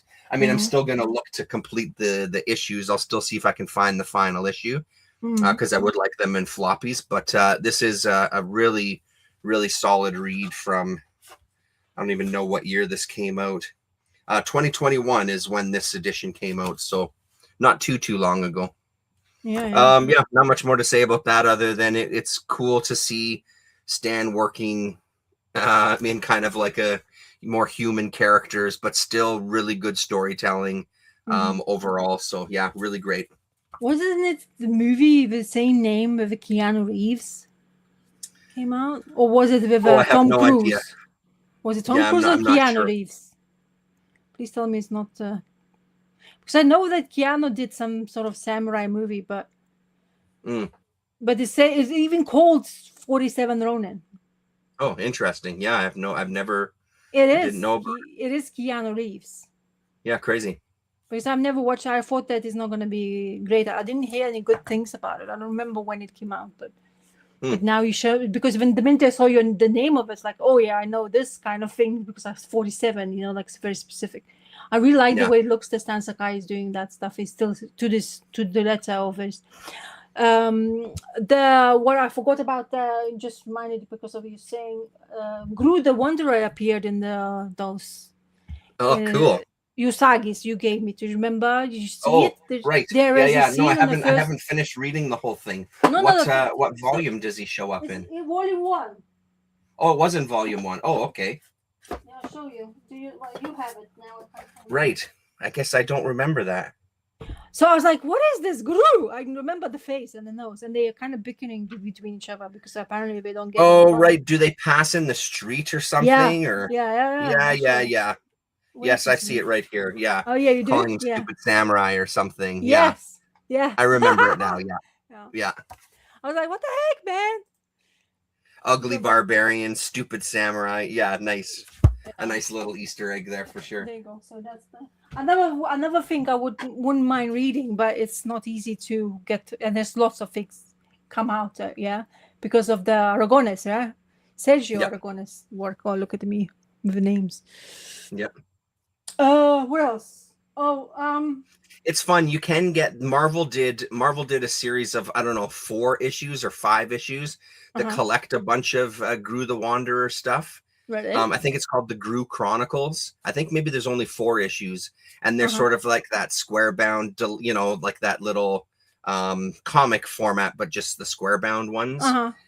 And those are great to give you like a taste, you know, to get a little chunk of Gru stories. I feel like they probably printed 1 million of those goddamn things, so I feel like it's not something that'd be too difficult to get. I'm pretty sure it's called the Gru Chronicles. Okay, cool. I'm gonna have a look in that sense. I'll show you the last thing. I'm still reading this. I can't believe it's taking me so long, but I'm still reading. I've not finished it. I haven't even finished this issue, but I still want to talk about it because I'm kind of intrigued. So, you know me and reading the digital format X Factor, right? So because of that, it's all collected. It has an issue of Spider-Man. There you go. So, and in here, Joe Jonah Jameson, where am I going to say that? Yeah, J. Jonah Jameson, yeah. Yeah. So he employs, it starts like a Fury of X Factor. He employs an X Factor to go after our Spidey. And in this one, Spider-Man is not really with, I mean, Mary Jane knows that Spider-Man is who Spider-Man is, Peter Parker. They're kind of together, but not together. He's wearing the black costume. I have not read any Spider-Man black costume, I'm very well versed of a Spider-Man.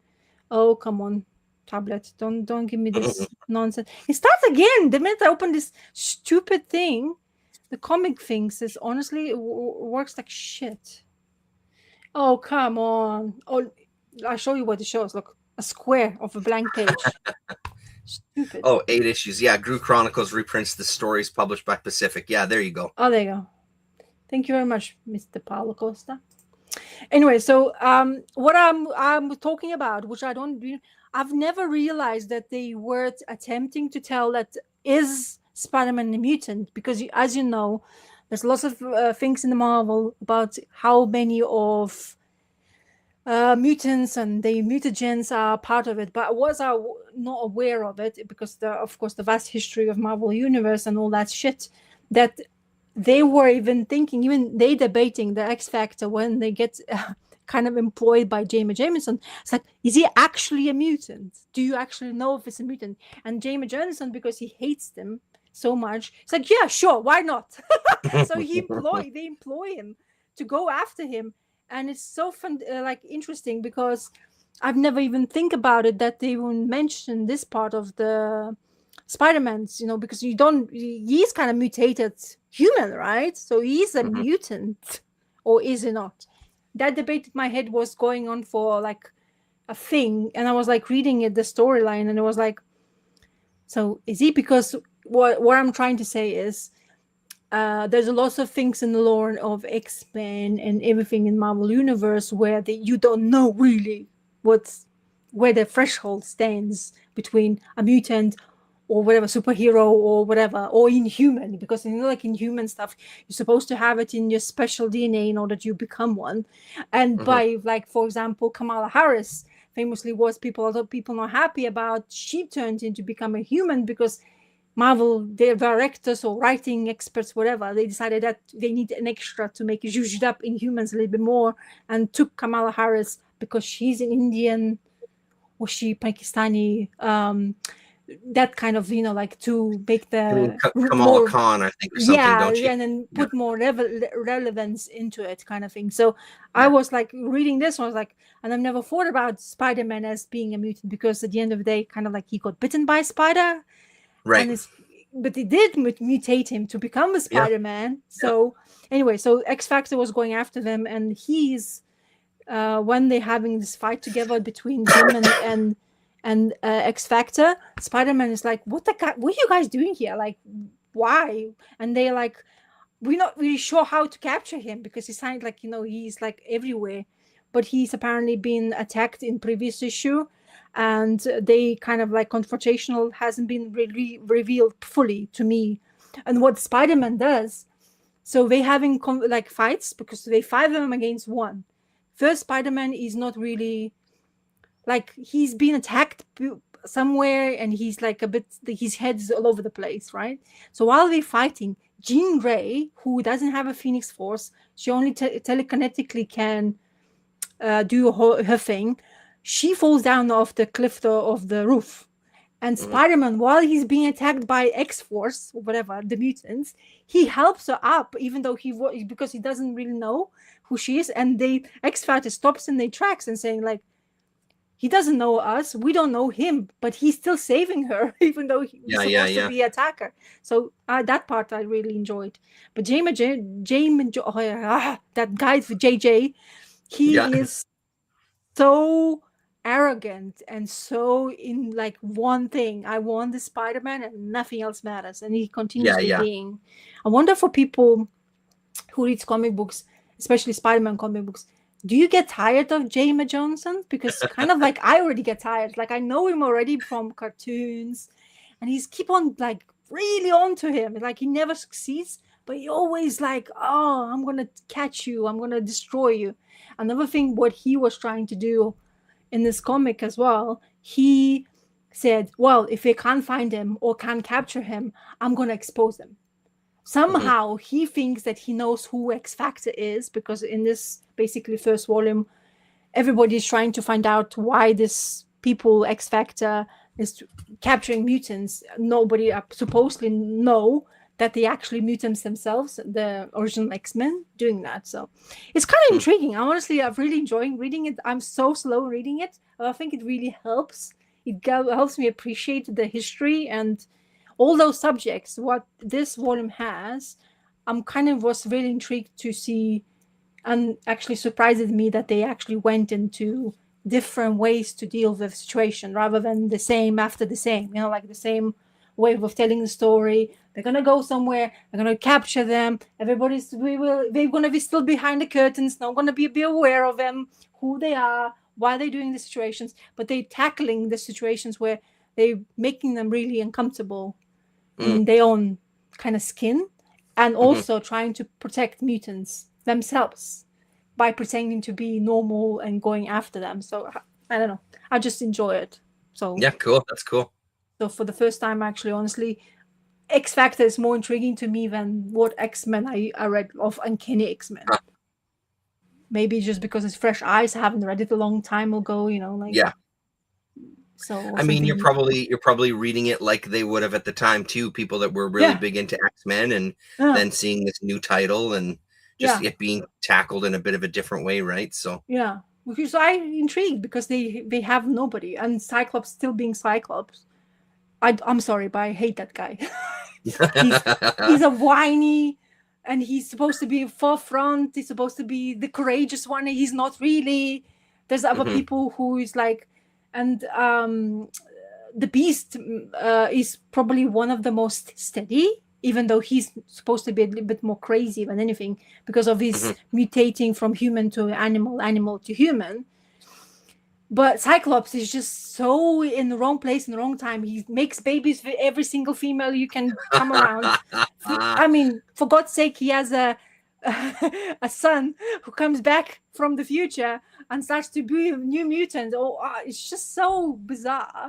I haven't read a Cyclops. I heard there's many of people who has really good things to say about Cyclops, but I don't know that story or haven't read it yet, because what I've read so far, Cyclops is damn not cool for me in my eyes. I don't really even want to see him, to be honest. It's just so whiny.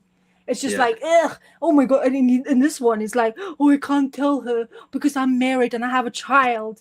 Hey, excuse me. You have a child. Say that.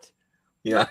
And Jean Grey just found out that he's married. She's not aware yet of a child. Imagine that. It's like, absolutely. What the heck? Why wouldn't you Yeah. say that you have a child?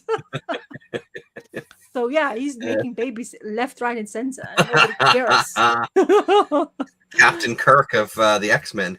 I mean, yes, like yeah, well, I don't know about I'm not really aware of what this child is all about. Is this the future child who's gonna be what forgot the name? What's his name?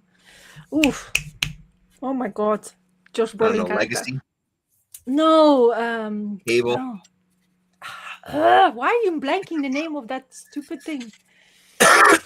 Oh, fuck it. No more. Don't. I'm just gonna go away. Anyway, a kid from the future. I don't know if is this Okay. the kid could be, because that kid from the future has a problem with his mutant gene, and he's about to die, and that's why they ship him to a future where he grows up actually in the future, and he comes back afterwards to save the asses of mutants afterwards. Mm-hmm. Oh, Josh Brolin character. Yeah, fucked if I know. I don't know. Fucking Yeah. gun. I don't know. My head not X-Men, working. you're talking a language I don't speak. I know you don't care about X-Men whatsoever, so but yeah, I'm trying to change your mind. I guess I'm keep on keep talking yeah, about I it. mean, you just You're won't, never because I mean, gonna. what you think of Cyclops, that's what I think of all the characters. The stuff that I Oh, have read, they all just seem so whiny, and it's like yeah. it's too teen angst for me, to be honest. It's a little too much teen angst. Well, you haven't read New Mutants then. Yeah, right. I Because have you're not. I mean, supposed. I tried reading some of New Mutants because I Yeah. wanted to get into the Sienkiewicz stuff, but I couldn't even get through that because I really don't have much interest in I don't have any buy-in with the characters, right? Mm. So it makes it tough. And plus, Oh. there's so many other good shit to read. It's difficult Oh to yeah. to read it all. Yeah. Anyway. I won't say much about this one. Oh yeah, dude. This is I can't believe it. this is I the don't have one it. shot. Yeah. And it's a prequel basically to Rachel Rising is what it turns out to be. And he's got some really great sketches in the back, and he talks a little bit about, I don't know if it's the greatest issue or anything. It's kind of cool for sure, but yeah. I don't know, man. It's nice to see his stuff on the shelf, so I feel like you got to buy it when you see it. I did end up getting Batwoman as well too, so I grabbed that copy. It was pretty good. I'm starting to get to the same point now of like, okay, so why do I care? Like, I feel like I need a little bit more, but I'm still loving the art, and I still want to go forward with this book for sure because I am enjoying it. But it is reaching a point now of like, okay, so I feel like I need something else to kind of tap me in to the story. Why the sisters and why they keep on coming back to her being dead, and she's not dead, but then she's a murderous person. She's unwind, and then some that attachment because of a twin situation. I think that's what the problem is, because they're kind of intertwined in their own brain. Is what makes it a little bit more intriguing, but he's not tapping into it yet.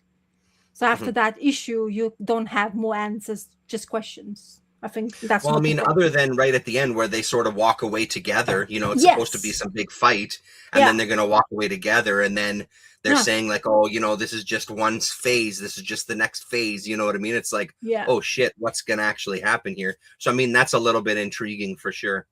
Don't forget, she tried to kill her own dad. They did.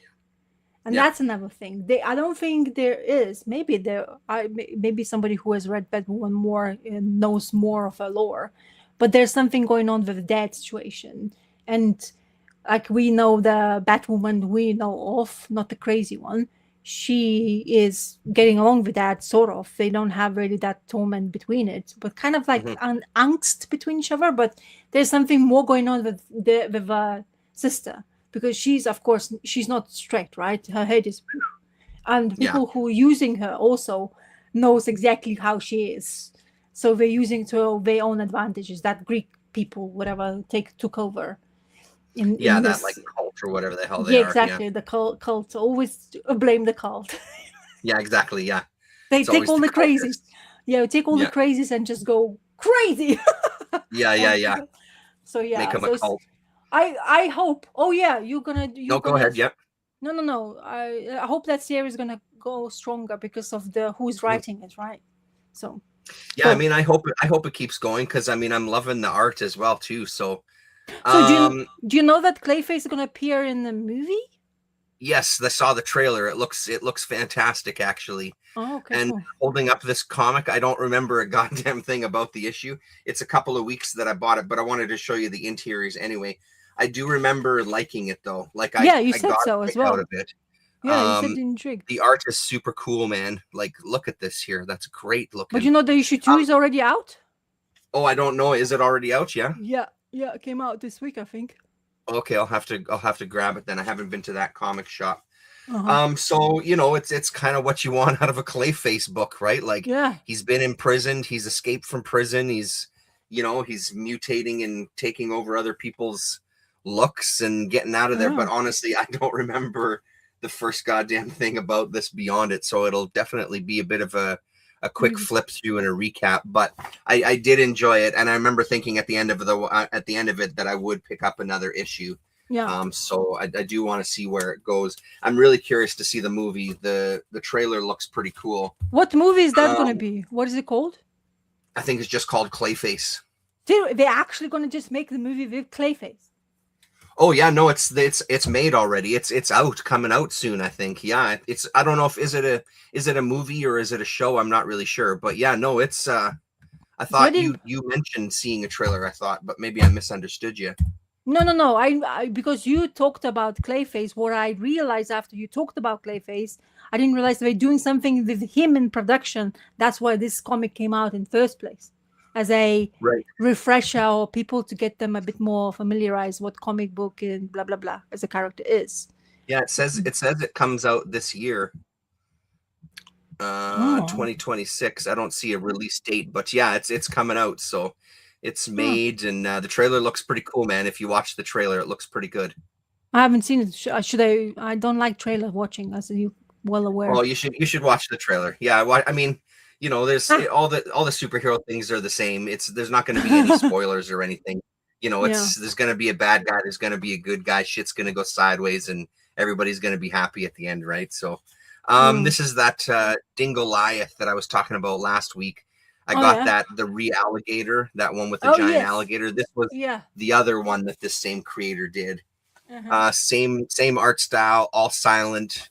Like I said, this one was fun. I don't know if I liked it as much as the Realligator. I thought the Realligator one was really great.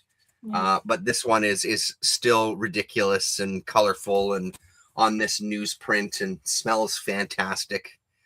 With some bonkers looking creatures and and then we have an ad for the Realligator. So I kind of hope that there's a few more of these in the works, honestly. I'd be curious. And then they have some extra thing in the back that who cares about. But so that was that one I was talking about last week. Do you have any other books to talk about? No, I'm tapped. I'm done. Oh, okay. So I'll do this last one then. The last one is pick up from the convention. So I got the first 5 issues of Dead World from Arrow. This is 1986. It's Vince Locke. And who's the writer? Stuart Kerr. And it's black and white, and it's a zombie story. They talk a lot about the writing of it in the first couple of issues and the ideas that they had. They wanted to have returning characters. It's sort of like, it feels like it's a bit of a precursor to like Walking Dead, where they're kind of trying to exist and what are they going to do, and we're going to try to build a new society. The thing with the zombies, or the geeks as they call them in this one, is that there's a few that are kind of like the king zombies, and they seem to have some intelligence, and they can actually plot. Let's see if we can get a good picture, a good shot.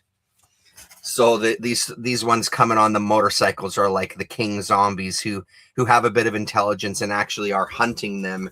They're not just kind of mindless. There's some really fantastic black and white art though. Like, dude, Vince Locke's artwork really kind of grows pretty quickly. I'll show you issue number 3. Here's this is the guy that they're up against even in issue number 4 and 5. Nice. Look, pretty growth hatching. So much growth hatching. Yeah. Crazy. So in issue number 3, I don't know what the hell got into Vince, but holy, the art just kind of skyrockets. Like, it really enters another level of kind of just beautiful black and white. And he's doing some amazing stuff with backgrounds. He's got this real mix where there's some stuff that it looks a little wonky, you know, like some of the faces look a little wonky. There's some parts where it's very, very cartoony. And then he'll have this very heavy kind of rendered zombies and creatures, and it's gorgeous. I mean, even just look at the bus panel there. Like, that's a beautiful panel, man. So nice. Such a great issue. There's some stuff later on here. Is this the one where they're in the building? Oh yeah, they find this river boat that they're gonna go and sit on, or they're gonna go live on this river boat because they can just go and sail away. Is what their thought is. And of course, our king zombie has hunted them down and goes swimming, and there's a hand that comes up from the water and climbs on the boat. Of course, it's a zombie thing. They've got to do it. So beautiful. Maybe it was in issue 4. Yeah, issue 4. There was another great cover there too.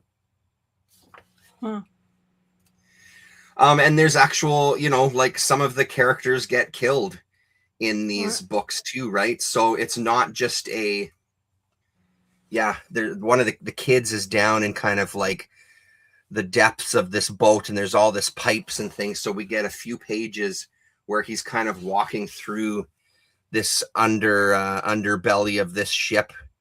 Beautiful stuff, like really, really nice, busy panels, but you can still make out what's going on. And he finds one of the zombies, and we get a close-up of a wrench to the head, which looks pretty good. So, but very cartoony kind of bubble letters for some of the effects and things. Super, super fun book. This series went quite a while. I don't remember how many issues, but at least kind of like 20 or something, starting in 86. There's a lot of write-ups in there about censorship that was happening at the time. And how they just put the mature audiences warning on the front to kind of, you know, they didn't believe in censorship, but they also believe in, like, yeah, sure, you know, probably this book isn't going to be for kids if you can't tell by the cover. You know, let's put the mature readers on the front too. But it's cool, man. It's a book that I've always heard of, and I've read 1 or 2 random issues because I've got some of the later issues. And they're okay, but reading it from the beginning is pretty awesome. I'm kind of excited to continue with this one and see where the story goes. So did you had a good time in that convention? You said you shared the table with and did you sell your stuff? Did you make money? I walked out of there with more money than I came in with, and I also walked out with comics as well too, right? Yeah, I didn't bring them downstairs. If you see that video, I'll read them and we'll talk about them on the chat. But I got this Dracula magazine. There was 11 issues. They were $25 an issue. The guy who was selling it, he came over to our table and looked through my stuff because we were talking about that series. It's a series I've always wanted to see. Redondo, Nestor Redondo does some art in it. Beautiful, like gorgeous, from 1971, 1972. That's got 13p on it. It cost 13 pence to buy it at the time. Beautiful, but they were $25 an issue, and I said, you know, I'd love them, but I just can't afford it. And he's like, well, how about we do some trade and some cash? So he pulled out about $145 worth of stuff from my boxes, and I gave him some money as well, and then we called it even. So I walked away with that whole series as well too, minus issue number 1. So yeah, it was an amazing time, like really, really good time. It was awesome hanging out with 420. I mean, I've talked to him a bunch online, and we've texted back and forth now and again, but and seen each other in person a few times at this point. But it was good to kind of spend the day with them, and you know, we had a lot of good laughs. And yeah man, I sold a good chunk of stuff. It was kind of cool. So now you have more space to put more shit in, huh? Now I have more space to put more. Well, the thing is, I don't, because that was all the boxes that were out with stuff for sale. So now that it's all priced, we're going to do more conventions together. Because now that I have that price, now I can start going through other stuff and just adding to the boxes. And I'll just always go with full boxes and try to keep some new stuff coming in all the time into the for sale pile. So which tactic did you use? Did you use the tactic of randomize the shit in the box, or did you have it like A to No, Z it was all to random. D? So each box was just randomized. Yeah. So I didn't even, I put them in alphabetical order is the only thing that I did, but it was Ooh, random. So it was DC mixed with underground, and that would be one box. And then the next box would be the same thing, just alphabetized, but random. yeah. So yeah, and people went through all the boxes, and I had some Athena's Keep there. So sold Oh 4 yeah, copies of that, which was great. So yeah, yeah. Because yeah, it was cool, and chatted with some people. There was this young woman who was checking out Athena's Keep, and I got to talking to her. She's an artist. I said, have you put out a comic? She said, no, but I really want to. It's just the printing. I can't really afford the printing. And I said, honestly, just do Xerox. Like, don't worry about getting it printed professionally. Just do a comic. Like, the goal is to make a comic. And I said, I'll tell you what, next time I see you, if you've made a comic, I'll be the first person to buy it from you. Like, I'll buy one. So it was kind of cool. You could see she was kind of, as you would say, chuffed. It was a good conversation. yeah, She asked me where I got it printed, so I told her where I went to, but just really encouraged her, like, just make a comic. Don't worry about it being like on the best paper. Don't worry yeah. about the binding. Don't worry about that stuff. Just photocopy it. And she was telling me she actually has bound some books herself too. I said, well, there you go. You can do something like that then if you're in for it. You can bind your own comic, like print off your own comic and do That's the cool, binding man. yourself. That would be Yeah. amazing. So Oh, that's nice. I'm glad. At least, but that convention you go is actual comics, right? Not those big this shit. one is all comics. I mean, there were some people selling some toys, but it's 95% comics. You know what I mean? Like What you it's expect. mostly comics. Even the Yeah. tables that have other stuff, they still have comics for sale. Cool, So man. Well, I yeah. like those. So it's really rare to have those now. Mhm. We have again some of them revitalizing some conventions in the areas like around, which is great. But when you see that advertisement, it says Comic Con and say comics, and then Mhm. of course you see all other crap, right? And Yeah. TV and all that. It's like, oh come on, you know, like you Mhm. barely see any vendors to actually sell comic books. So it's kind of shit. I mean, toys is easy. Apparently, toy conventions are like hit everywhere, right? Yeah. I like in UK, I don't know how it is across the ponds, but like toy conventions are full. Apparently, I've seen some videos. Like, wow, it's like almost makes me sick to even look how many people there is, because I Mhm. remember being in conventions where I couldn't pass and I got so tired because there's noise and everything is just so much. I was so overwhelmed. Yeah. And I left after that and I was like, oh shit, I'm never going to come back to that kind of situations. Because when I see those, the idea of San Diego, for example, as an example, the idea of San Diego Comic Con sounds great until you see what's happened inside it. And you're like, Yeah. shit, I will never survive, right? No wonder they have people who stays around in the hotels because they then in and out, in and out, in and out. I kind of get it. But it's like when I remember I just went for the first time to convention, big convention, I think it was London Comic Con. That's the only one, the biggest one we have in UK. And honestly, I was so knackered, but I was like, I'm intrigued, but knackered at the same time. I was like so physically and emotionally tired. I was like a zombie. And we were, I have to come back or go home. And I was like, I will never want to go back to this shit because it's Mhm. too much. I was just like, because there was people. I mean, I enjoyed watching people with cosplaying. I found that this is actually quite appealing part of it. But you want vendors of comic books, right? You want comic Yeah, books to that's right. see in Comic Cons. No wonder they mentioned that Well, and word. that's the thing. Even and then the ones that do have comics, like even our big Yeah. convention here, the type Yeah. of comics that you're finding are like, it's the slabs and the big books and the Yeah. mainstream, and it's not as exciting. Like these little conventions, there's guys they're selling all sorts of stuff. There was Yeah. 50-cent boxes, there was dollar boxes, Yeah. there was slabs, there was underground stuff, because there was a few Yeah. of us selling undergrounds, not just me. Mm. Some oddball indie titles, you know what I mean? Like there was such a good range. And just I was talking to the old guy beside us, old guy who's probably not that much older than me, to be honest. But we were kind of chatting and just talking about book comics and the stuff he's selling, because I bought some stuff from him. He picked up something from me.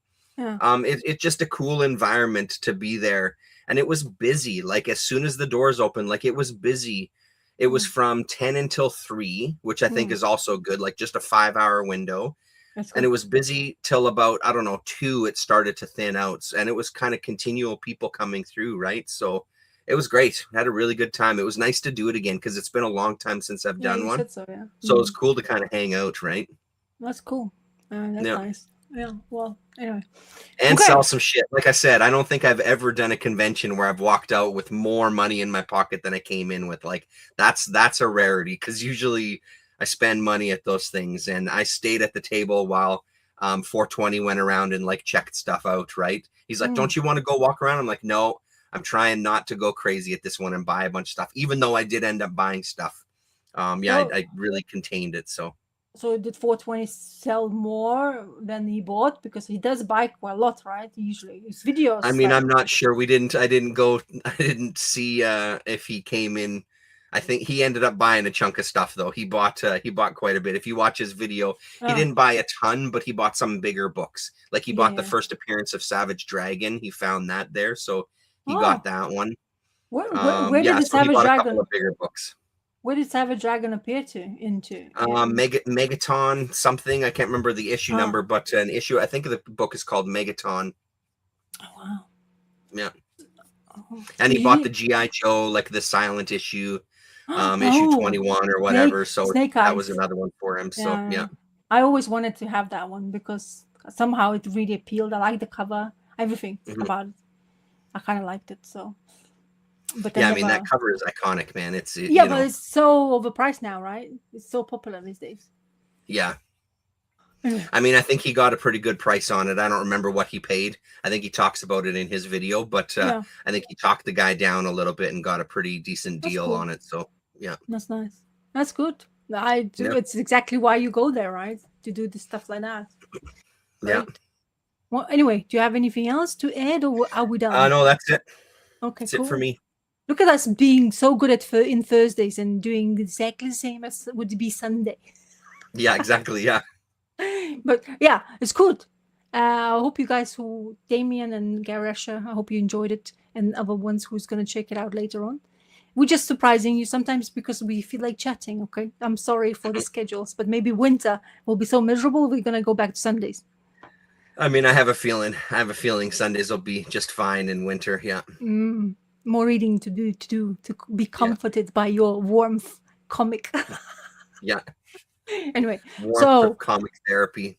Hopefully, I don't know. How about next week? Are you okay with next week? I mean, it should be fine. We'll keep in touch with you online, but yeah, it should be fine for about this time next week too. So watch out then, people. You never know. Yep. You see us talking again, comics, and I'll say bye-bye. Enjoy. Laters.